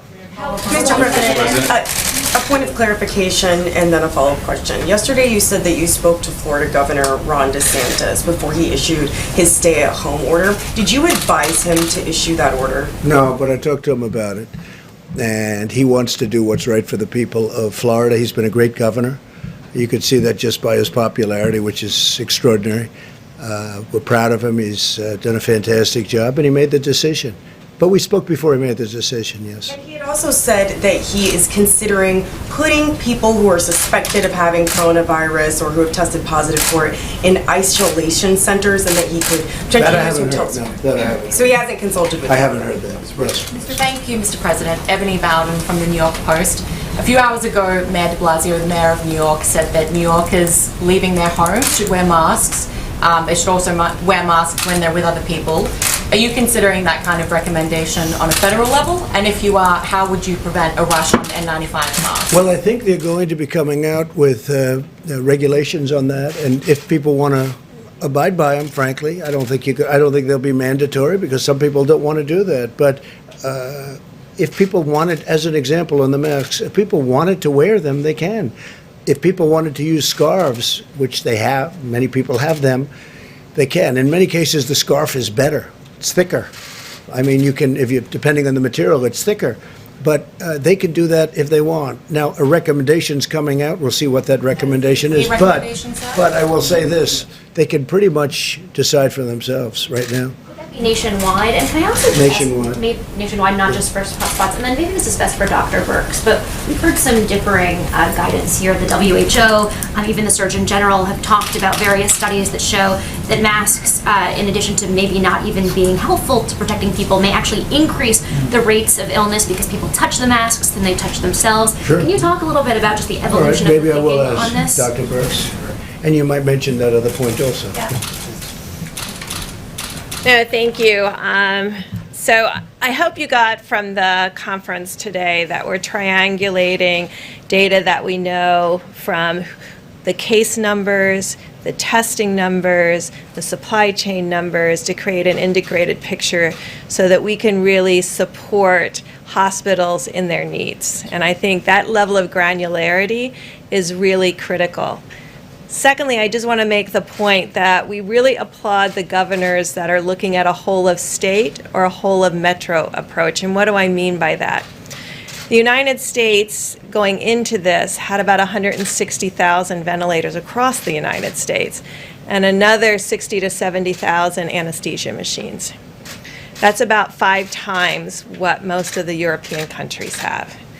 But it's a matter of distribution to need, and I really applaud the governors that are bringing together their public hospitals with their more private hospitals and their visibility across their state. Because what we tried to talk about yesterday is every state, every county is different, and that's why we're looking at it at that level of granularity.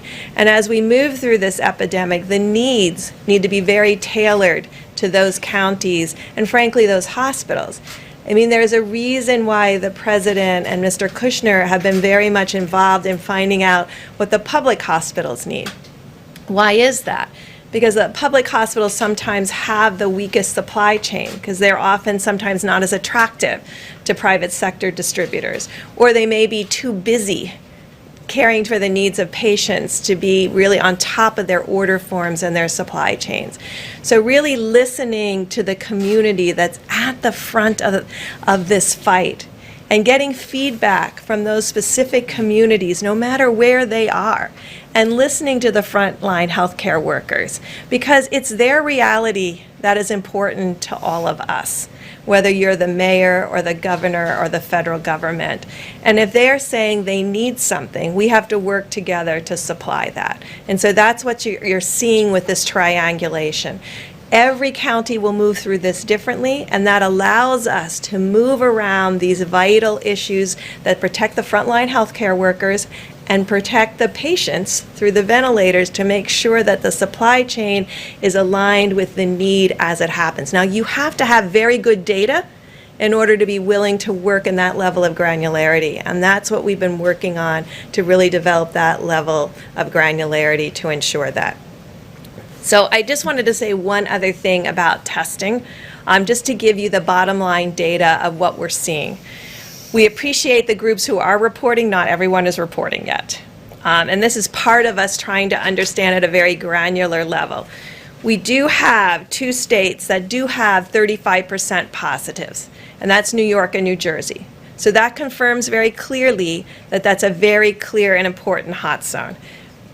Louisiana, though, has 26% of their tests are positive.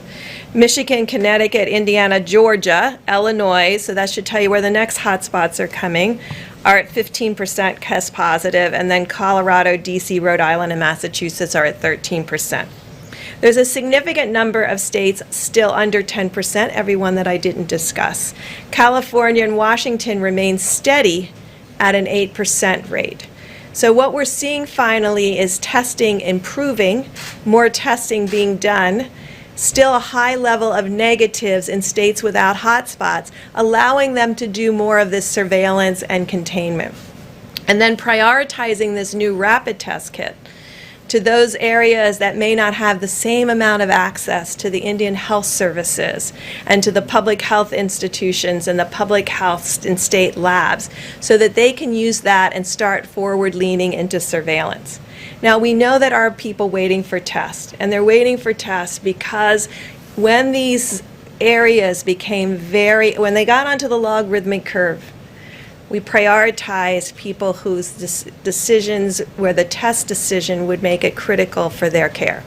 And so we prioritized hospitals, and we prioritized nurses and doctors and frontline workers. So that means if you went through a drive-through or you went through your doctor, you could have that delay.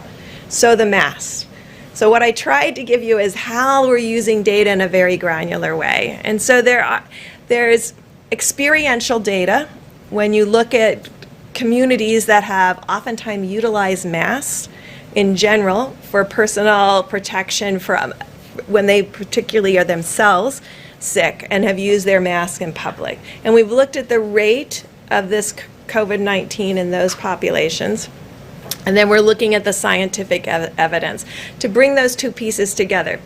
Let me just say one thing though. The most important thing is the social distancing and washing your hands. And we don't want people to get an artificial sense of protection because they're behind a mask. Because if they're touching things, remember your eyes are not in the mask. So if you're touching things and then touching your eyes, you're exposing yourself in the same way. So we don't want people to feel like, oh, I'm wearing a mask, I'm protected and I'm protecting others. You may be protecting others, but don't get a false sense of security that that mask is protecting you exclusively from getting infected, because there are other ways that you can get infected because of the number of asymptomatic and mild cases that are out there.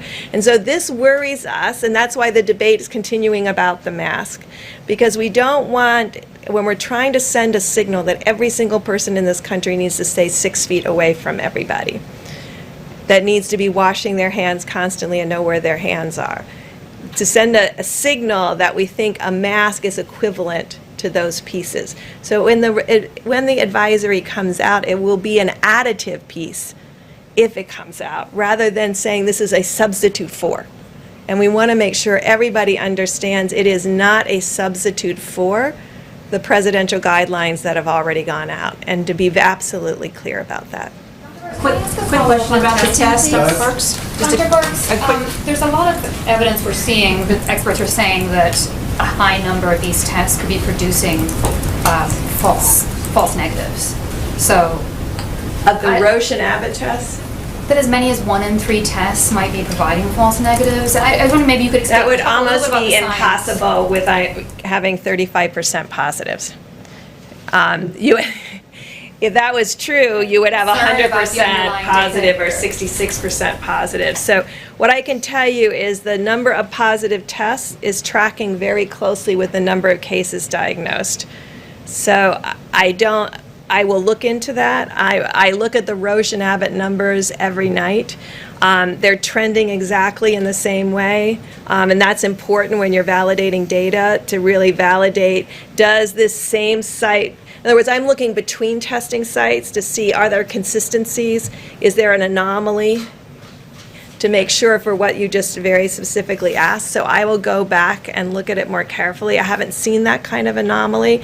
This same platform is being used across the country, and that's a range from what I reported, 3% positivity up to 35% positivity. And that range reflects also what we're seeing with the hot spots and the number of cases. And frankly, I mean, we hate to talk about it, but it also tracks with the hospitalizations independent of diagnosis and the mortality that we're seeing. So all of those pieces validate together. That people might be getting a false sense of security, or that we might not be seeing all of the data here on who has it. Well, I'm telling you, I'm still missing 50% of the data from reporting. I have 660 tests reported in. We've done 1.3 million. So there is, and it could be those sites. So we do need to see the bill said you need to report. We're still not receiving 100% of the tests. Dr. Burks, with regard to the test, the president's sample collection took 1 minute. Results were reported back in 15 minutes. I realize you're the president of the United States, but when will everyone get to take a test that works that quickly and you get results that quickly? So these are new tests, and we have prioritized the groups that we think have the least access to testing now. And who do we mean by that? We mean the Indian Health Service. They're often in remote areas, rural areas, the governors of the northwestern states that may not have the advantage of these high throughput machines that are often across the East Coast and in high metro areas, Colorado, and then across the West Coast. So we've prioritized the presidential 15-minute test to the Indian Health Services and public health labs so that they can support nursing home testing and other areas where we think surveillance is absolutely key. So at this moment, they're prioritized in that way. Yes, 1,200 of them are going out in that way. More of those tests need to be made in order for more They are people. being made. Yeah. Okay, so in a matter of They're moving very quickly. So I'm glad you asked that, because today, there's 18,000 of these machines already out there. We're trying to find out exactly where everyone is, because you can see that gives you amazing flexibility. Because if people would allow it to be loaned to a state that's in a hot spot or a state where you want to do additional surveillance, 18,000 tests, 18,000 machines is a huge amount. And it really gets to your very question about how we can prioritize what we have at the same time we're moving out what is new. And so really figuring out who should those go to, who can we ask communities, because these will be in the community, to share those machines into the community who need the testing now. And I think that's really an incredible question that really needs to be answered over the next 24 hours. Dr. Burks, the point of clarity about the face covering guidance, you said it's still a point of debate. You said to use the phrase the guidance if it comes out. Is the guidance coming out, and when? Yes. And when, sir? In the days ahead, we're currently working through the task force, taking the consultation advice, CDC, our top health experts, and we'll be bringing forward the guidance from the CDC in the next several days. Just remember, it's not a substitute for everything that we're asking people to do. And just to everybody out there across the country, when we say no gatherings of 10, we're looking at, we wanted to be clear, if you have a family of 10, we don't want you to be split up. But we don't expect people to be having dinner parties, cocktail parties. I mean, I know you've seen the slope in the United States versus the slope in Italy. And we have to change that slope. We have to change the logarithmic curve that we're on. We see country after country having done that. What it means in the United States is not everyone is doing it.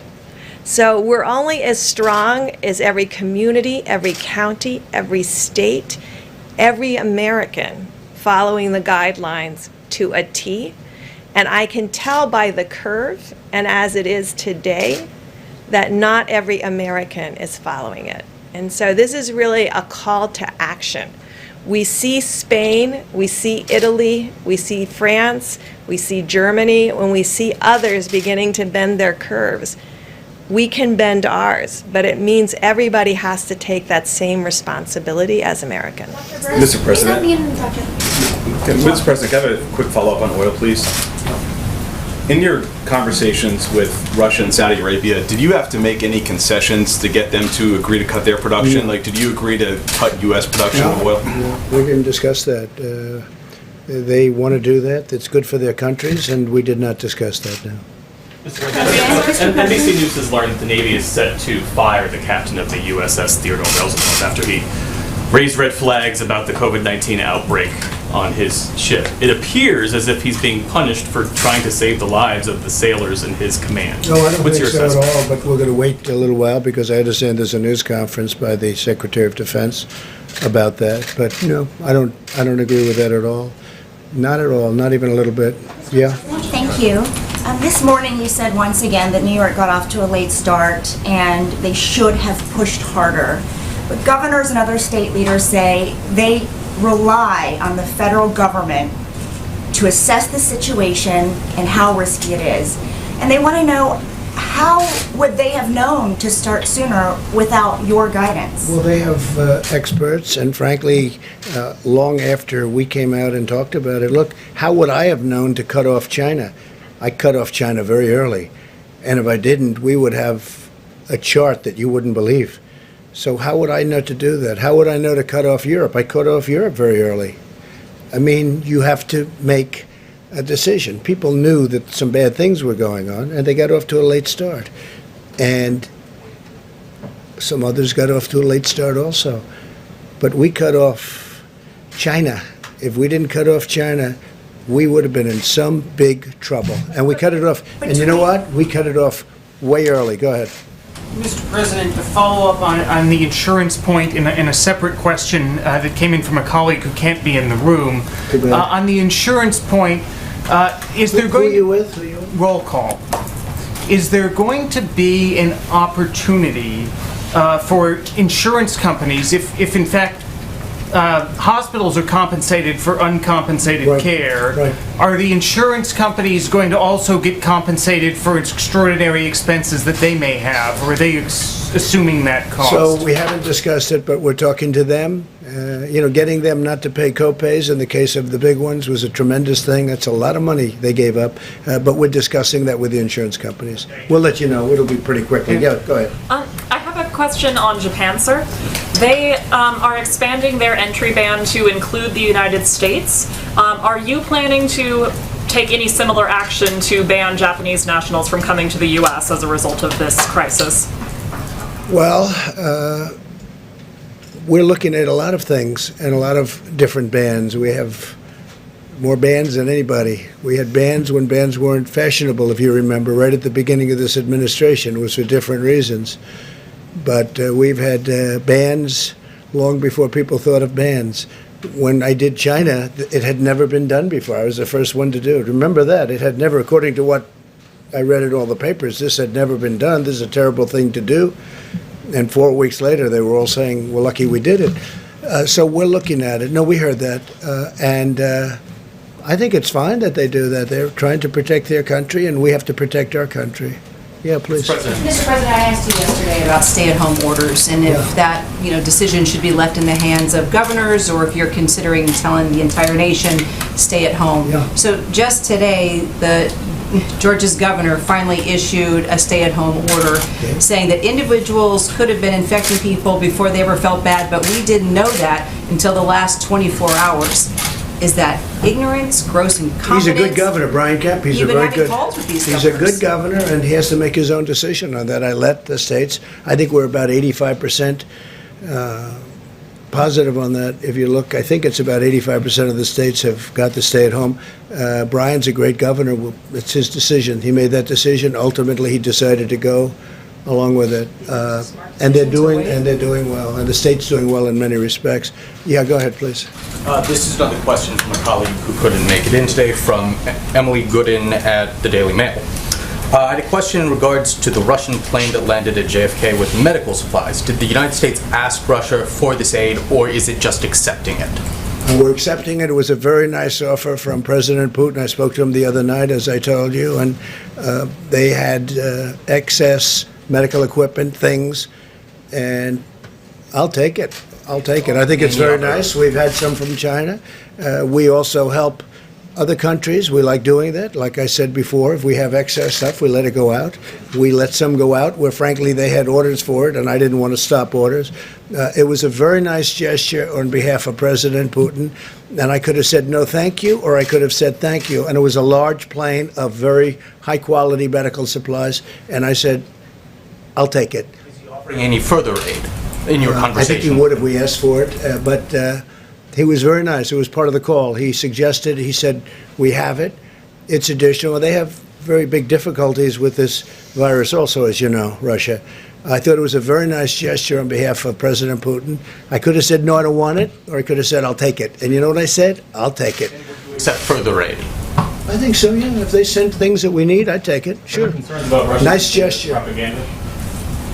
I'm not concerned about Russian propaganda, not even a little bit. He offered a lot of medical, high-quality stuff that I accepted, and that may save a lot of lives. I'll take it every day. Please, in the back. You said that in January you tweeted that you stand with the people of Iran since the beginning of your presidency, and you'll continue to stand with the people of Iran, given the fact they're so hard hit with coronavirus. Oh, they're very hard hit. But They're would very you hard consider hit. In a lot of ways, they're hard hit. They're hit with their economy, with their military, and with obviously the virus. They're very hard hit. Would you consider easing sanctions to allow medical supplies to get in? Well, they haven't even asked us to do that. Okay? But we know that sanctions hit the people, not the government. You know what? They haven't even asked us to do that. If they want to meet, would love to meet and would love to settle the whole thing out, but I doubt they'll be. So realistically, how does a person in Tehran pick up the phone and call you? I think they love America. I think the Iranians love America. I think they'd love to be free. I think they'd love to have just some of the things that we have. You know, I remember Iran many years ago. Friends of mine were always in Iran. They were doing real estate deals in Iran. They were building beautiful buildings all over Iran, apartment houses. They were very successful. And then one day that came to an end. But you know what? The people of Iran, they remember that. It was a long time ago, but not so long ago. They remember it. And I'll tell you, they love America. They love what we stand for. And we're not looking for change. We're not looking for government takeover, government change. You know, this country's been through that many times. That doesn't work. People, do you encourage other countries who are maybe concerned about? No, but what I did, what I did is, you know, I put it out very publicly with respect to Iran. I said if they need help with respect to the virus, we'd love to send. We have the greatest medical professionals in the world. Would love to send. What countries are you encouraging, perhaps, to lend their support? Because there are many countries that feel. I'm not encouraging or discouraging. They've been a very hostile country. They made a deal that President Obama should have never made. It was a short-term deal, giving them $150 billion, giving them $1.8 billion in cash. Green, fill up this room 5 times. Do you have a moral responsibility? No, nobody's even asking about it. I have a moral responsibility to help them if they ask. If they needed help, I would certainly consider different The United things. Nations says they need help. Well, that's up to the United Nations. I'm talking about us. And what happens is if they wanted help, because they have a very big case of virus, a very, very big case, one of the worst on earth, if you believe what you're reading, and I happen to believe what I see and what I know. And if they wanted help, we'd give them help. Yeah, you had one in the back, please? Mr. President, and a question for Jared, too. You talk about a granular approach to receiving data from these different states and regions to try and figure out what they need. The President, you just enacted the DPA on ventilators and masks. Are there any signals from across the country that might indicate there are other things besides masks and ventilators that are slowly kind of rising in terms of need, like hand sanitizer, for instance? Sure. So the first issue that we've been dealing with was really the ventilators. That was the number 1, number 2, and number 3 from all the states. What we've been finding is that people have a lot of these requests based on the models, and what we've been trying to do over at FEMA is say to the states, well, if you would like ventilators, we need to see, first look in your states, right? So for example, in northern Jersey, they're going down to southern Jersey and they're finding ventilators and trying to relocate them to where they have their hotspots. The second thing that we've done is we've asked them to survey for alternative ventilators. Dr. Berg spoke before about the anesthesia machines and the ability to convert them to be ventilators. So we're asking people to be resourceful inside their states before they come to the federal government. The third thing we've been asking states to do is to provide what their daily utilization rates are. So everyone's asking for everything. One congressman got a call from his local hospital saying, I need 250 ventilators.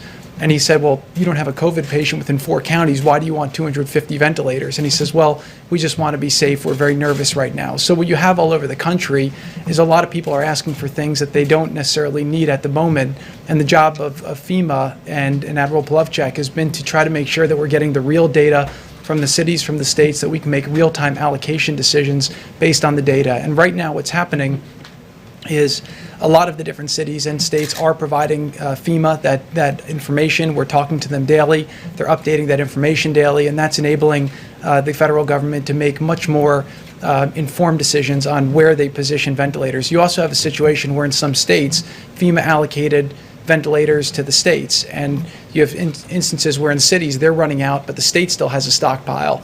And the notion of the federal stockpile was it's supposed to be our stockpile. It's not supposed to be state stockpiles that they then use. So we're encouraging the states to make sure that they're assessing the needs, they're getting the data from their local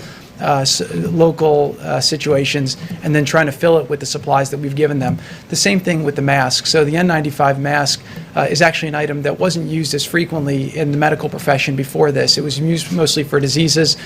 So speaking to a lot of the doctors and hospital administrators, they would say they used actually a very low percentage of the N95 masks. What the president and the vice president were able to do with Congress was to get the waiver so that you could expand the pool, because a lot of the masks were used for the construction industry. So now there's a much bigger pool of masks in the country.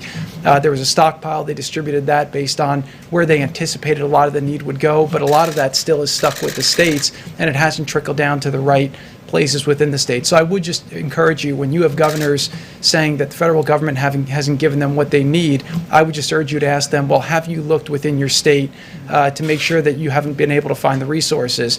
Unlike other countries, a lot of the medical system in America is a private. It's not a public government controlled. So you have to get the data from what's in their state, look at it in that way, and then make sure that they're being resourceful in a way to do that. And also ask them what their utilization percentage is, because if one governor is asking for more ventilators, and if the federal government sends them more than they need, the goal here is not to have ventilators sitting in a warehouse where you have another state where you have people who need them. So what we're trying to do is make informed, data-driven decisions, both on ventilators, masks, any other supply we can get, to make sure it's going to the people who need them. Jared, I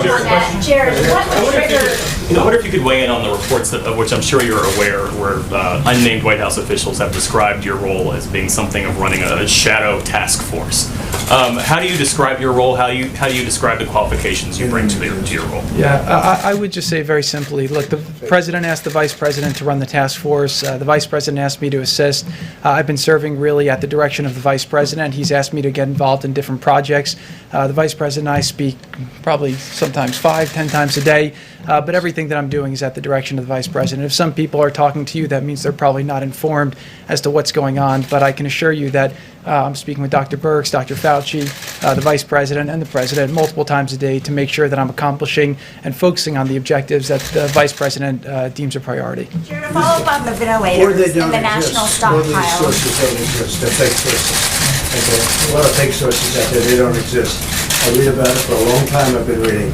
A lot of them are fake sources. They don't exist. Go ahead, please. Thank you, Mr. President. Jared, what triggers sending a ventilator from the national stockpile to a state? In other words, how sick does somebody have to be to get one of these national ventilators? Well, that's not the issue that's not the criteria. You have the states basically putting in their requests, and they're giving us their utilization percentages. So it's a very simple formula. The states should know how many ventilators they have in their states. And by the way, some governors you speak to are senators, and they don't know what's in their state. You know, some governors I'll speak to, and they'll know to the number how many ventilators they have in their state, because that's the first thing a good manager will do.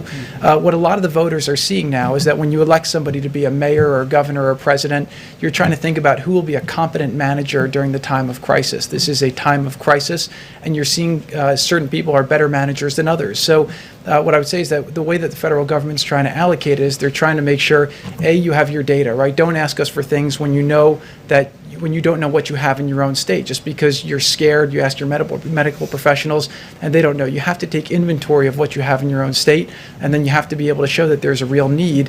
And so we pre-positioned a lot of things because most governors off the bat didn't know what they needed.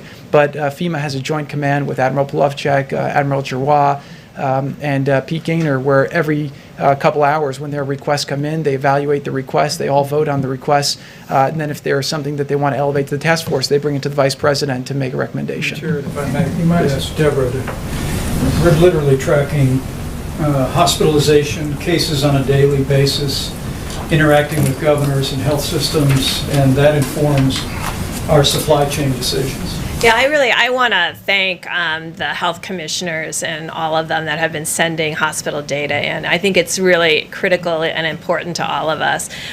New York City has been providing information, New Jersey, Connecticut, Rhode Island, and certainly Louisiana in these hotspots. And that allows us, we can see where they are with the rising number of cases, where they are in their curve, what can be predicted, and really ensuring that people get what they need as they need it. And so I think many of the governors now and the health commissioners have been, I had to use 20, I'm intubating 20 people a day now. I have enough for the next 3 days. If that doubles, we're seeing our hospitalization rates stabilizing, but we still think there will be this many more in the next days. That's the information that they then translate into providing the ventilators. So when you see the ventilator numbers going out, they're going out in 150s and 200s, because I think early on we sent a big bolus out, and then not all of them, even today, have been fully utilized. And so we want to make sure every state and every hotspot can be reassured that ventilators are there for them as they move through the curve. And I think to date, we've been able to do that. And I think that's what's important to me, is that people have what they need when they need it. And to date, people who have needed ventilators have been able to get on ventilators. And I think that's our goal with governors and with the mayors, to make sure that continues to happen. But that means all of us have to work together. And I think that's what's been really important over the last few weeks, is people are not making generic requests anymore. They're making data-driven requests because they know precisely what's happening in their hospitals. Dr. Burks, when you were up here a little bit ago, you talked about the curve and what you're seeing, and you're concerned that people are not abiding by the social distancing guidelines. And you seemed in your voice to be quite concerned about that. Has the curve changed enough at this point where that 100,000 to 240,000 people likely to die, has that shifted upwards at all? No, it's just when I look at so we're in week 2.2 in our guidelines. And I guess what I expected when the president put out guidelines that said, don't go to bars, don't be in groups more than 10 people. When we said that now over 16 days ago, that was serious. And then you could see what happened subsequently. And you can see the number of individuals who have been infected since then. Because the people we're seeing infected today and in hospitals today were infected after the guidelines went out. So that's what we're worried about. And we're worried about that we're still in this, and that's why the president extended it for 30 days. But we have to get out of this. We have to start seeing this. But Deborah, aren't you referring to just a few states? Because many of those states are dead flat. Yes. I mean, so yes, it's there hard are to get- states it's hard that to are be- dead yeah. flat. But you know, what changes the curve is a new Detroit, a new Chicago, a new New Orleans, a new Colorado. Those change the curves because it all of a sudden spikes with the number of new cases, because you have a certain projection of new cases and then a whole nother city comes on top where they're in their logarithmic phase. So those ones that I talked about that had test results greater than 13% positive, all of those states or all of those counties are in logarithmic phase. That means there are a lot of counties that aren't, and we're excited about those counties that have been testing and still finding quite flat. And hopefully maybe Sunday or so, or sometime this weekend, we can go through all the states and the curves again, so you can see where, you know, the California and Washington are still steady. But we're watching very carefully because we see that you can go from this to this very quickly. And this should not be happening any longer in new places if people are doing the social distancing, washing their hands, not getting together in large groups more than 10. Dr. Burks. But again, so I look at the graphs all the time. Yes. And you have many Yes. flatliners. I call them flatliners. I'm amazed at them. And you have a couple that are up.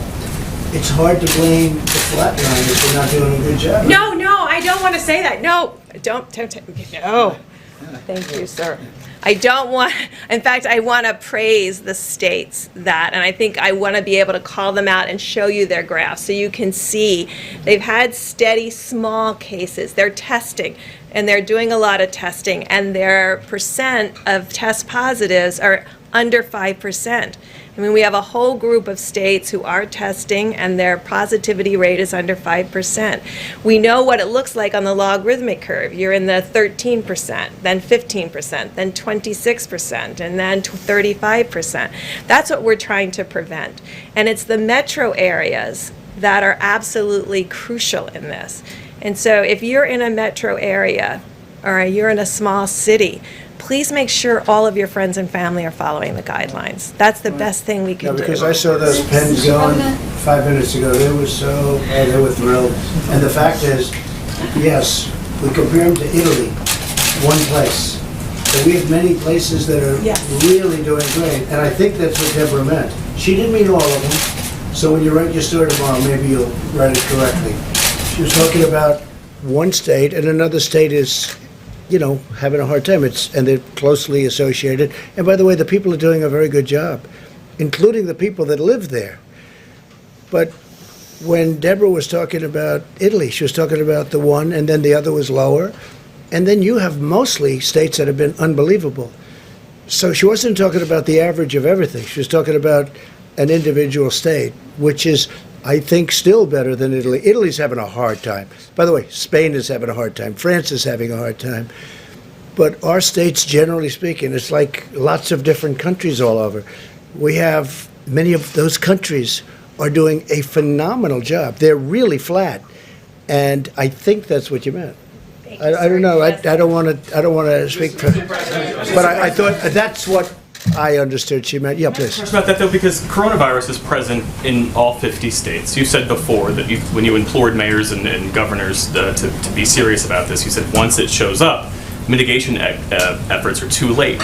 So how do you then square that with this notion that some states are doing well? I mean, the virus doesn't abide by because some states they stay in better. They're not touching. They're not whatever it is. They're not going out. They're not in groups.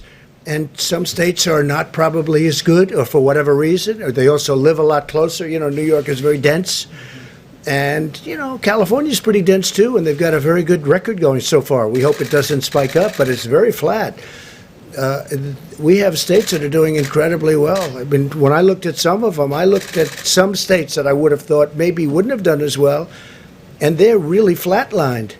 Hope they stay that way. I hope they say that.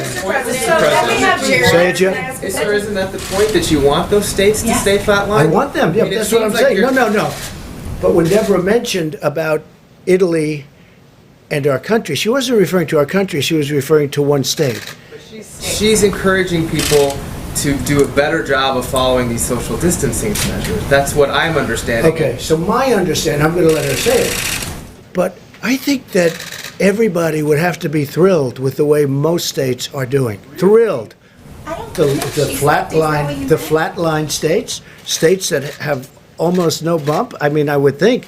Now, then you have others where, for whatever reason, they're higher. That's different. But you can't condemn people living in a flatliner with people living in something where there's the big bump or the bigger bump, or more akin to Italy, where they have some very unique problems. In all fairness to Italy, they have some very unique problems.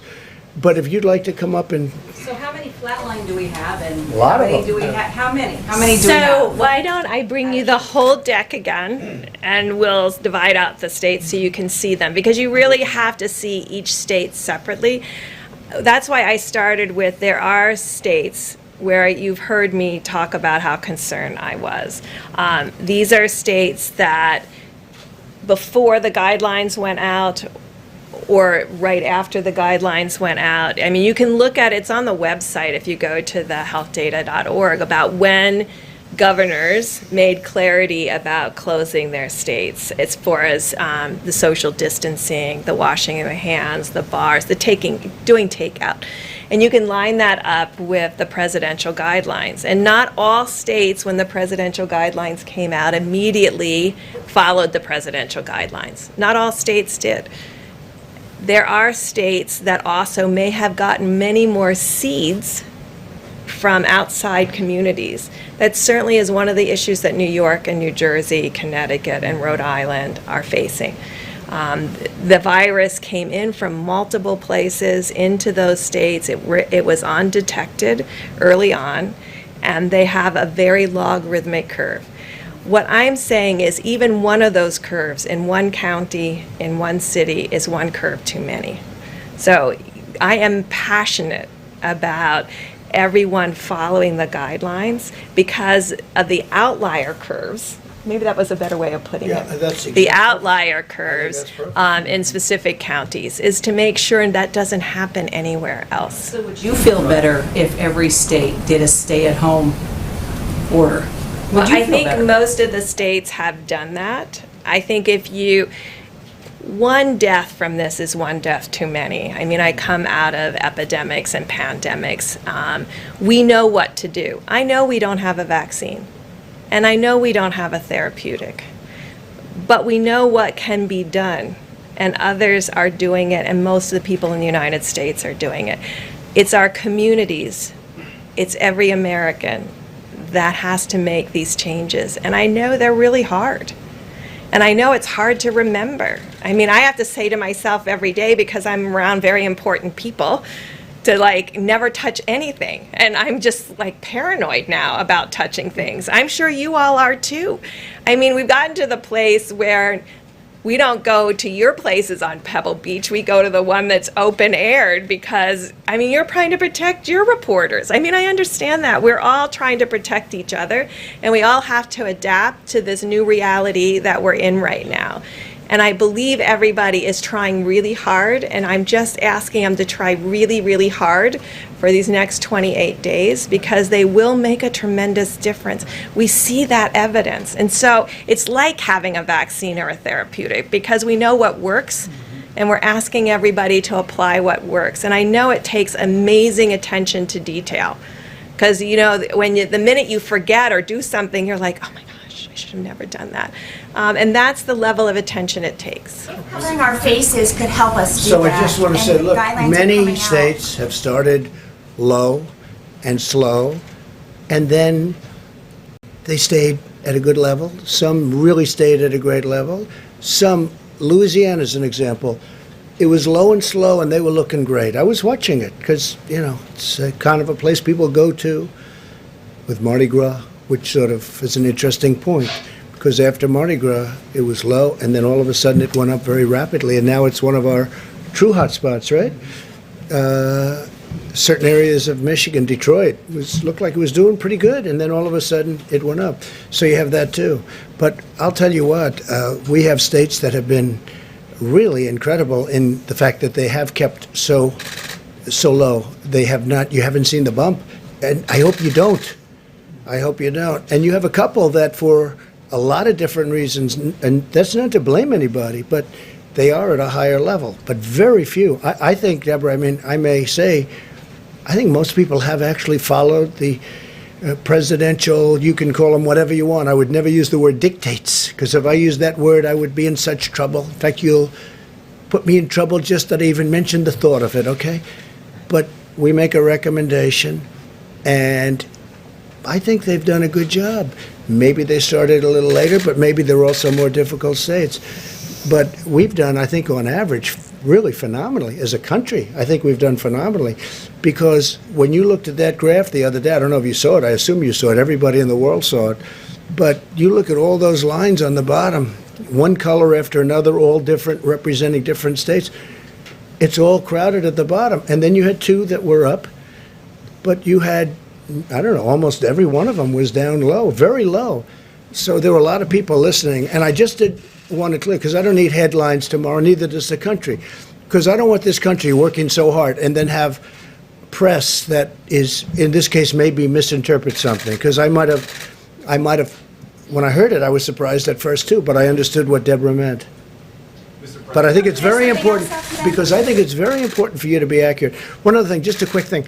So what I found is when governors call me, I mean, I think in every case they've always been so nice. So nice. And I've seen them and heard them say, thank you very much. You have done a great job, a fantastic job in one case. Thank you, thank you, thank you. Then I'll see the governor, usually of the opposite party, in almost all cases, except maybe one. But in almost all cases, they're very generous, they're very nice, they thank me, everything's great, we're doing a great job. And then I'll see them on television, and it's like a different person. And I realize there are some people, because of politics, that if they say, we want 1,000 ventilators, and I'll say, no, Jim, I want to give you 5,000 ventilators. They'll say, thank you, you are the greatest president that's ever lived. And then I'll see them quoted in a paper or see them on a show, and they'll say, the president didn't come through for me. I'm very disappointed in the president. And we have a lot of that. They're very happy when they talk to me, then I see them. But there are some people, if they asked for 500 of something, and if I gave them 5,000, they will say, you'll say, how's the president doing? Well, we don't like the job. To my face, they're very nice. But then sometimes, I guess they assume I don't watch them or something, but I watch very closely. Yeah, please. Mr. President, one especially vulnerable population is the prison population, and that's especially with Jared here. I wondered if you could address what the federal government is doing to protect Well, it's inmates. vulnerable and that it's close together, really. I can't tell you about age, but a lot of young people in prison. Some people, some states, I have not done that at all, but some states are letting people out of prison. Some people are getting out that are very serious criminals in some states, and I don't like that. I don't like it.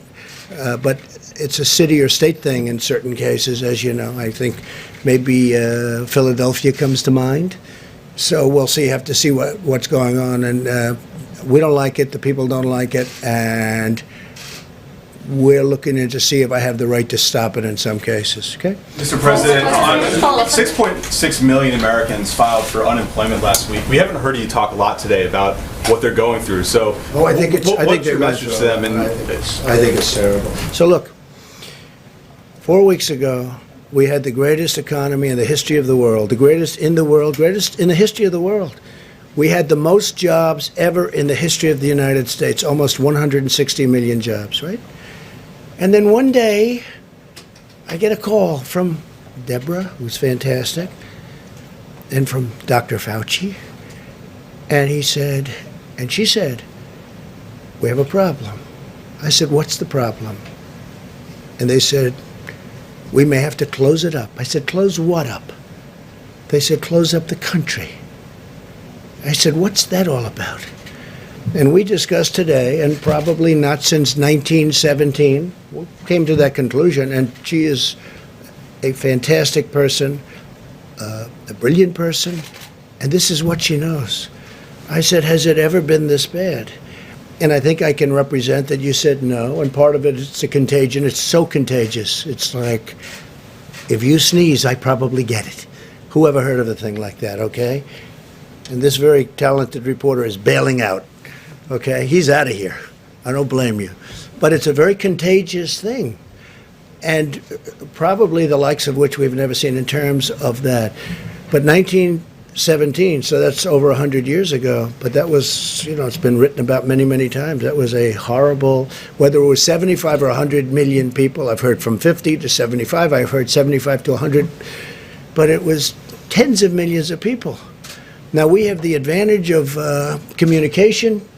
This could have been just as bad. I mean, here we can read on the internet, we can see what to do, we can have these meetings, they can watch on television, which they do. A lot of people are watching.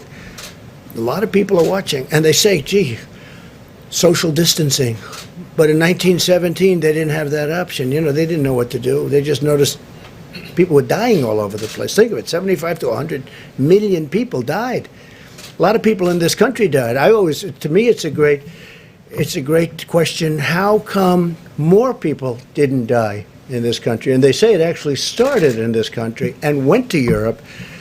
I mean, we lost a lot of people, but relatively we lost very few compared to Europe.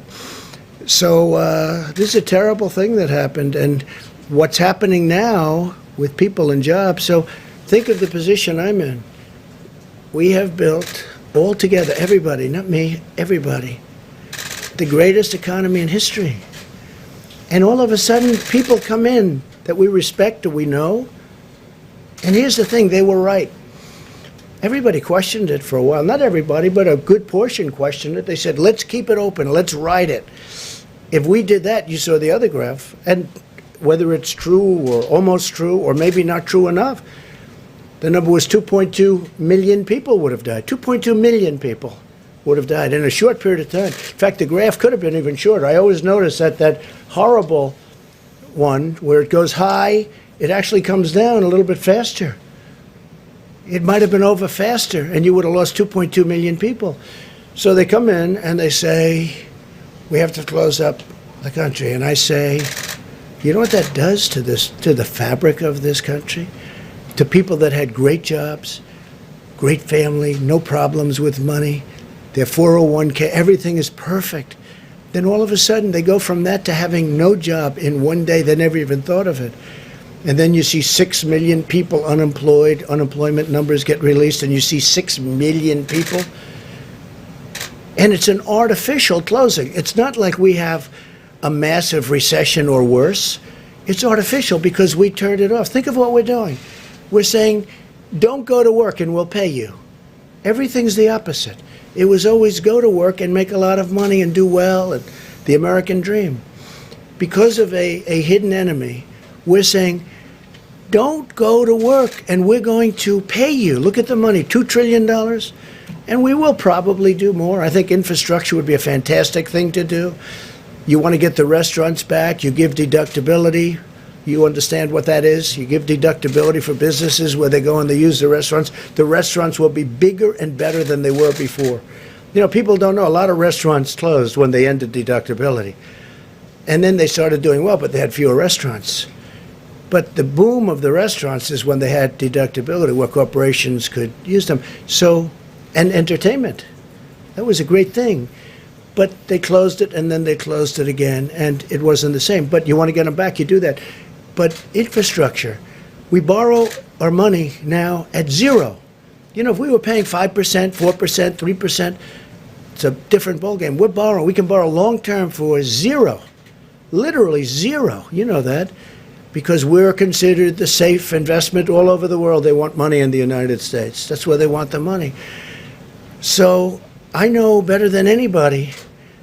I know what they're going through, and it's horrible. But you know what I want to do? I want to be able to get them back fast. When this is over, it's going to be a day we're going to celebrate, because everyone's going to go to work, and I think we're going to have boom times. I think it's going to be great. And we've learned a lot. We've learned about borders. We've learned about reliance on other countries. We've learned so much that I think we really have a chance to be bigger and better and stronger. And I think it's going to come back very quickly. But first, we have to defeat this enemy. So we will see you tomorrow. Thank you very much. Thank you.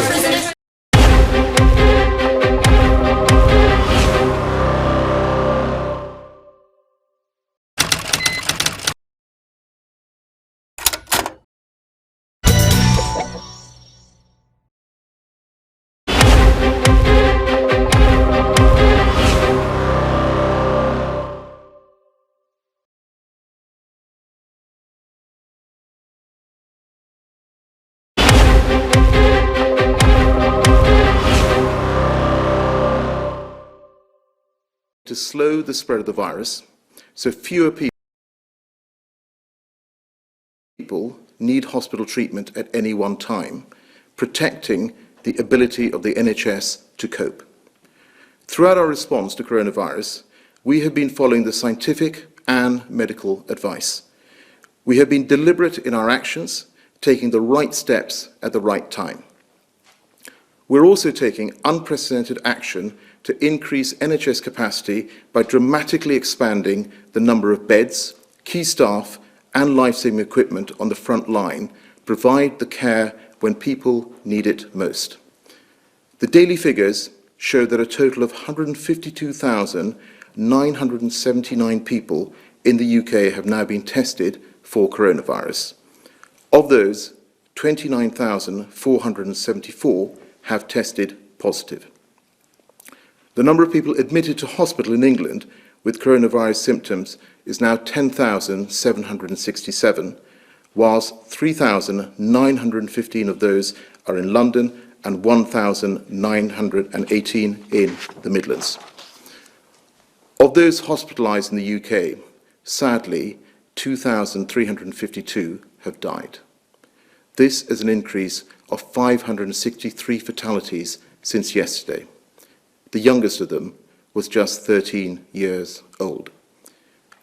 All our thoughts and prayers are with the families and loved ones of those who have lost their lives. This is more tragic evidence that this virus does not discriminate. The coronavirus pandemic is the biggest threat our country has faced in decades, and we're not alone. All over the world, we are seeing the devastating impact of this invisible killer. We recognize the extreme disruption the necessary actions we are asking people to take are having on their lives, their businesses, jobs, and the nation's economy. And I want to thank everyone across our whole country for the huge effort that is being made collectively in tackling the COVID-19 pandemic. To the frontline workers treating and caring for patients, the people delivering supplies to their neighbours, and the millions staying at home, thank you. You are protecting the NHS and saving lives. And I want to thank businesses too. Through your support for your workers and your communities, and through your willingness to support our health service, you are making a real difference.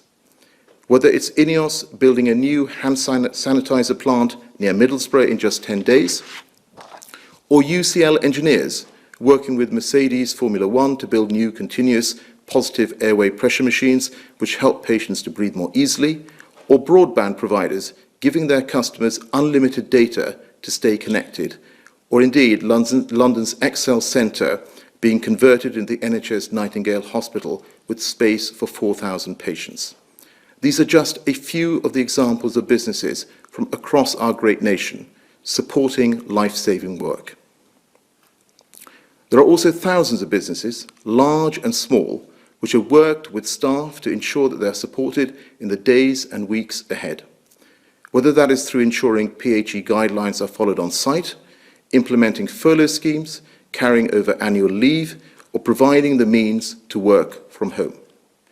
I want to convey my heartfelt thanks to all of those businesses up and down the country which are working to keep our economy going, so that when this crisis passes, and it will, we are ready to bounce back. Our businesses are doing all they can to support our people, and I want to make it clear that government, in turn, will do all it can to support our businesses. We have already taken unprecedented action to support businesses, safeguard jobs, and protect the economy. From today, businesses will start benefiting from £22 billion in the form of business rates relief and grants of up to £25,000, which are being paid into the bank accounts of the smallest high street firms.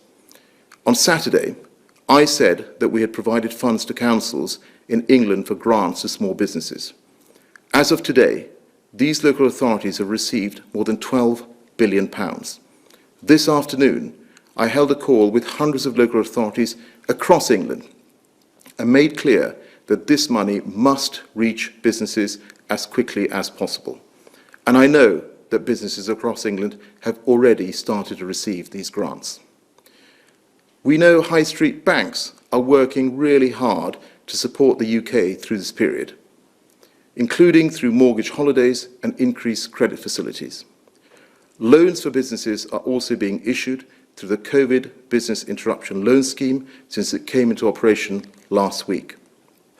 The Chancellor, together with Bank of England and the Financial Conduct Authority, wrote to the chief executives of the UK banks to urge them to make sure that the benefits of the loan scheme are passed through to businesses and consumers. And it would be completely unacceptable if any banks were unfairly refusing funds to good businesses in financial difficulty. Just as the taxpayer stepped in to help the banks back in 2008, we will work with the banks to do everything they can to repay that favour and support the businesses and people of the United Kingdom in their time of need. Of course, this is a brand new scheme, And as with all new schemes, it will not be perfect from the outset. We are listening all the time. And in response to concerns that we've heard from businesses, we are looking at ways in which we can ensure they get the support they need. The Chancellor will be saying more on this in the coming days. It is crucial that when we overcome this crisis, as in time we will, that businesses are in a good position to move forward. Times are tough, and we have harder times ahead of us. But I know that together we will pull through. Yvonne. Thank you, Secretary of State.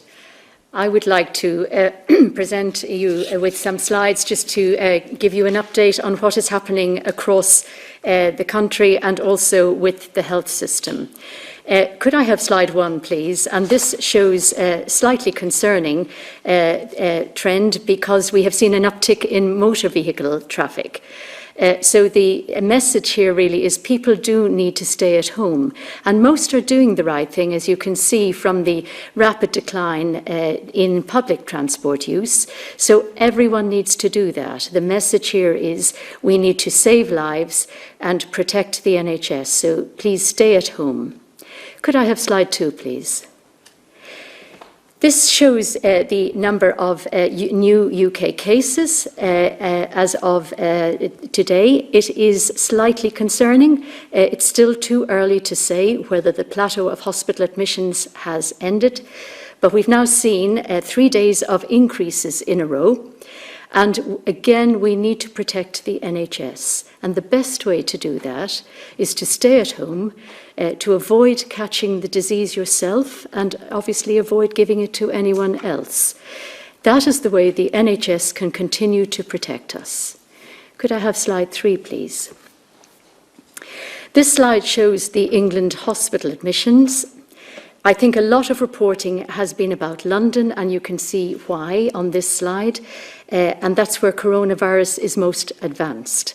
But the chart shows that the threat is everywhere. We need to protect the NHS everywhere, and the Midlands now is obviously a concern as well. And slide 4, please.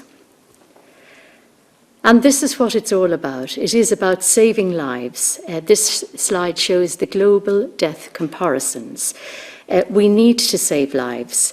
As things stand, it has not been as severe here as in France, and we're just tucked in under the USA and obviously Italy on a different trajectory, and Spain and the United States, as we said.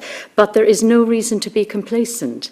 Stay at home, protect the NHS, save lives. Thank you. Thank you, Yvonne. I think we'll now move to the Q&A. The first question is from the BBC, Laura Koonsberg. Laura. Thank you very much, Secretary of State.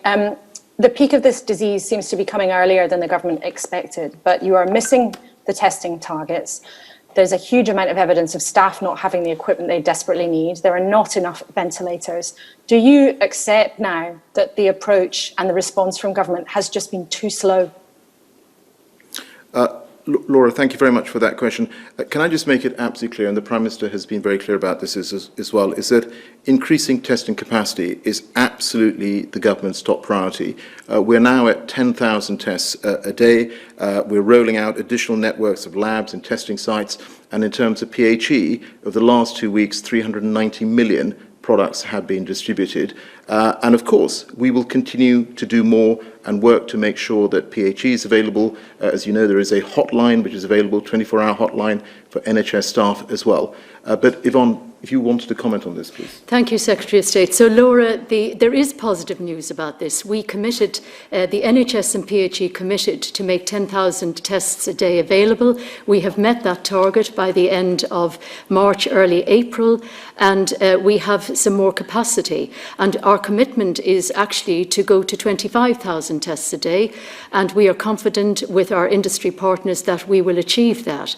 So that means patients are getting the tests they need, but there is also some spare capacity in that for testing the most urgent healthcare workers And alongside that, as Secretary of State has said, there is a second strand, a front opening, and as already testing a couple of thousand healthcare workers in an order of priority. So we are definitely increasing our testing capacity. Thank you, Laura. Next question is from Sky. Beth Rigby. Beth.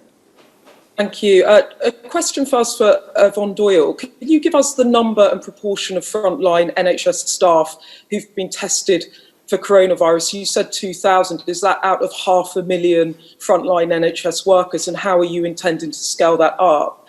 And if I may, to the Secretary of State, the Prime Minister said nearly 2 weeks ago he wanted to get to 250,000 tests a day. That was the virus and antibody tests.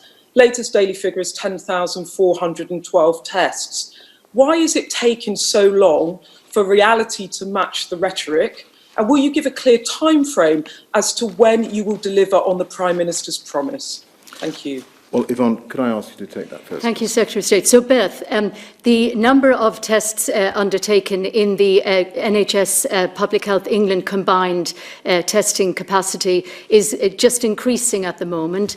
So that will be a relatively small number, but there is capacity, for example, today for almost 3,000. And that will increase as we get to 25,000, that capacity.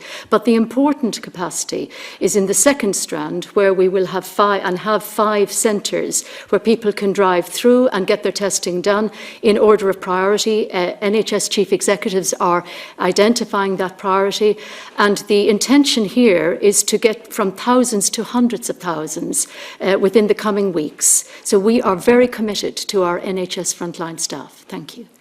Yvonne, thank you for that. And I think, Beth, Yvonne has explained the details in terms of ramping up testing. You made particular reference to the antibody tests. I mean, what I can say on that is, of course, we are urgently evaluating that test, and it is an absolute priority. And of course, this is about making sure that people who have the test can find out whether they've had the virus and are now immune to it. The Chief Scientific Officer has said that the accuracy of this test is incredibly important. So it's also important that we get this right before we launch the test itself. Thank you for that. The next question is from ITV, Robert Peston. Robert. Hello. Good afternoon. Largely a question, I think, for Yvonne Doyle. Yvonne, I reported this afternoon that 1 million antibody tests are arriving from China in the coming few days. They have been paid for by the government. The government has said it won't pay for anything that it doesn't think works. But I am told that PHE, Public Health England, is dragging its feet in giving its approval to the use of these tests. I'm also told that these tests would be an alternative to PCR and would actually detect active virus, for example, in frontline staff. When will they be in hospitals for use? Thank you, Robert. So the antibody tests, the important thing about these antibody tests is it's not a matter of dragging our feet. It's important that the test is valid, that it does what it says it does. And as the Chief Medical Officer said, there's something worse than no test is a wrong test or a bad test. So that is what is being tested at the moment. And in the meantime, there is a separate strand, which is very important, which is called seroprevalence, where our own labs are testing the validity of whether the blood samples we're getting very generously from people who've had the disease, but also from blood and transplant and from the College of GPs surveillance scheme, whether those tests are also valid, and we are very pleased about that. So I would say, Robert, as soon as we can, we want to be out there doing these tests. Thank you, Robert. Thank you, Yvonne. The next question is from the Evening Standard, from Joe Murphy. Joe. Hello, may I ask Yvonne Doyle, if 2,000 NHS staff have been tested so far and 125,000 are self-isolating or thereabouts, that's, by my reckoning, 1.6%. Can I pin you to a target for the improvement that you promised in the previous answer? What, for example, will that number look like in 1 week from today?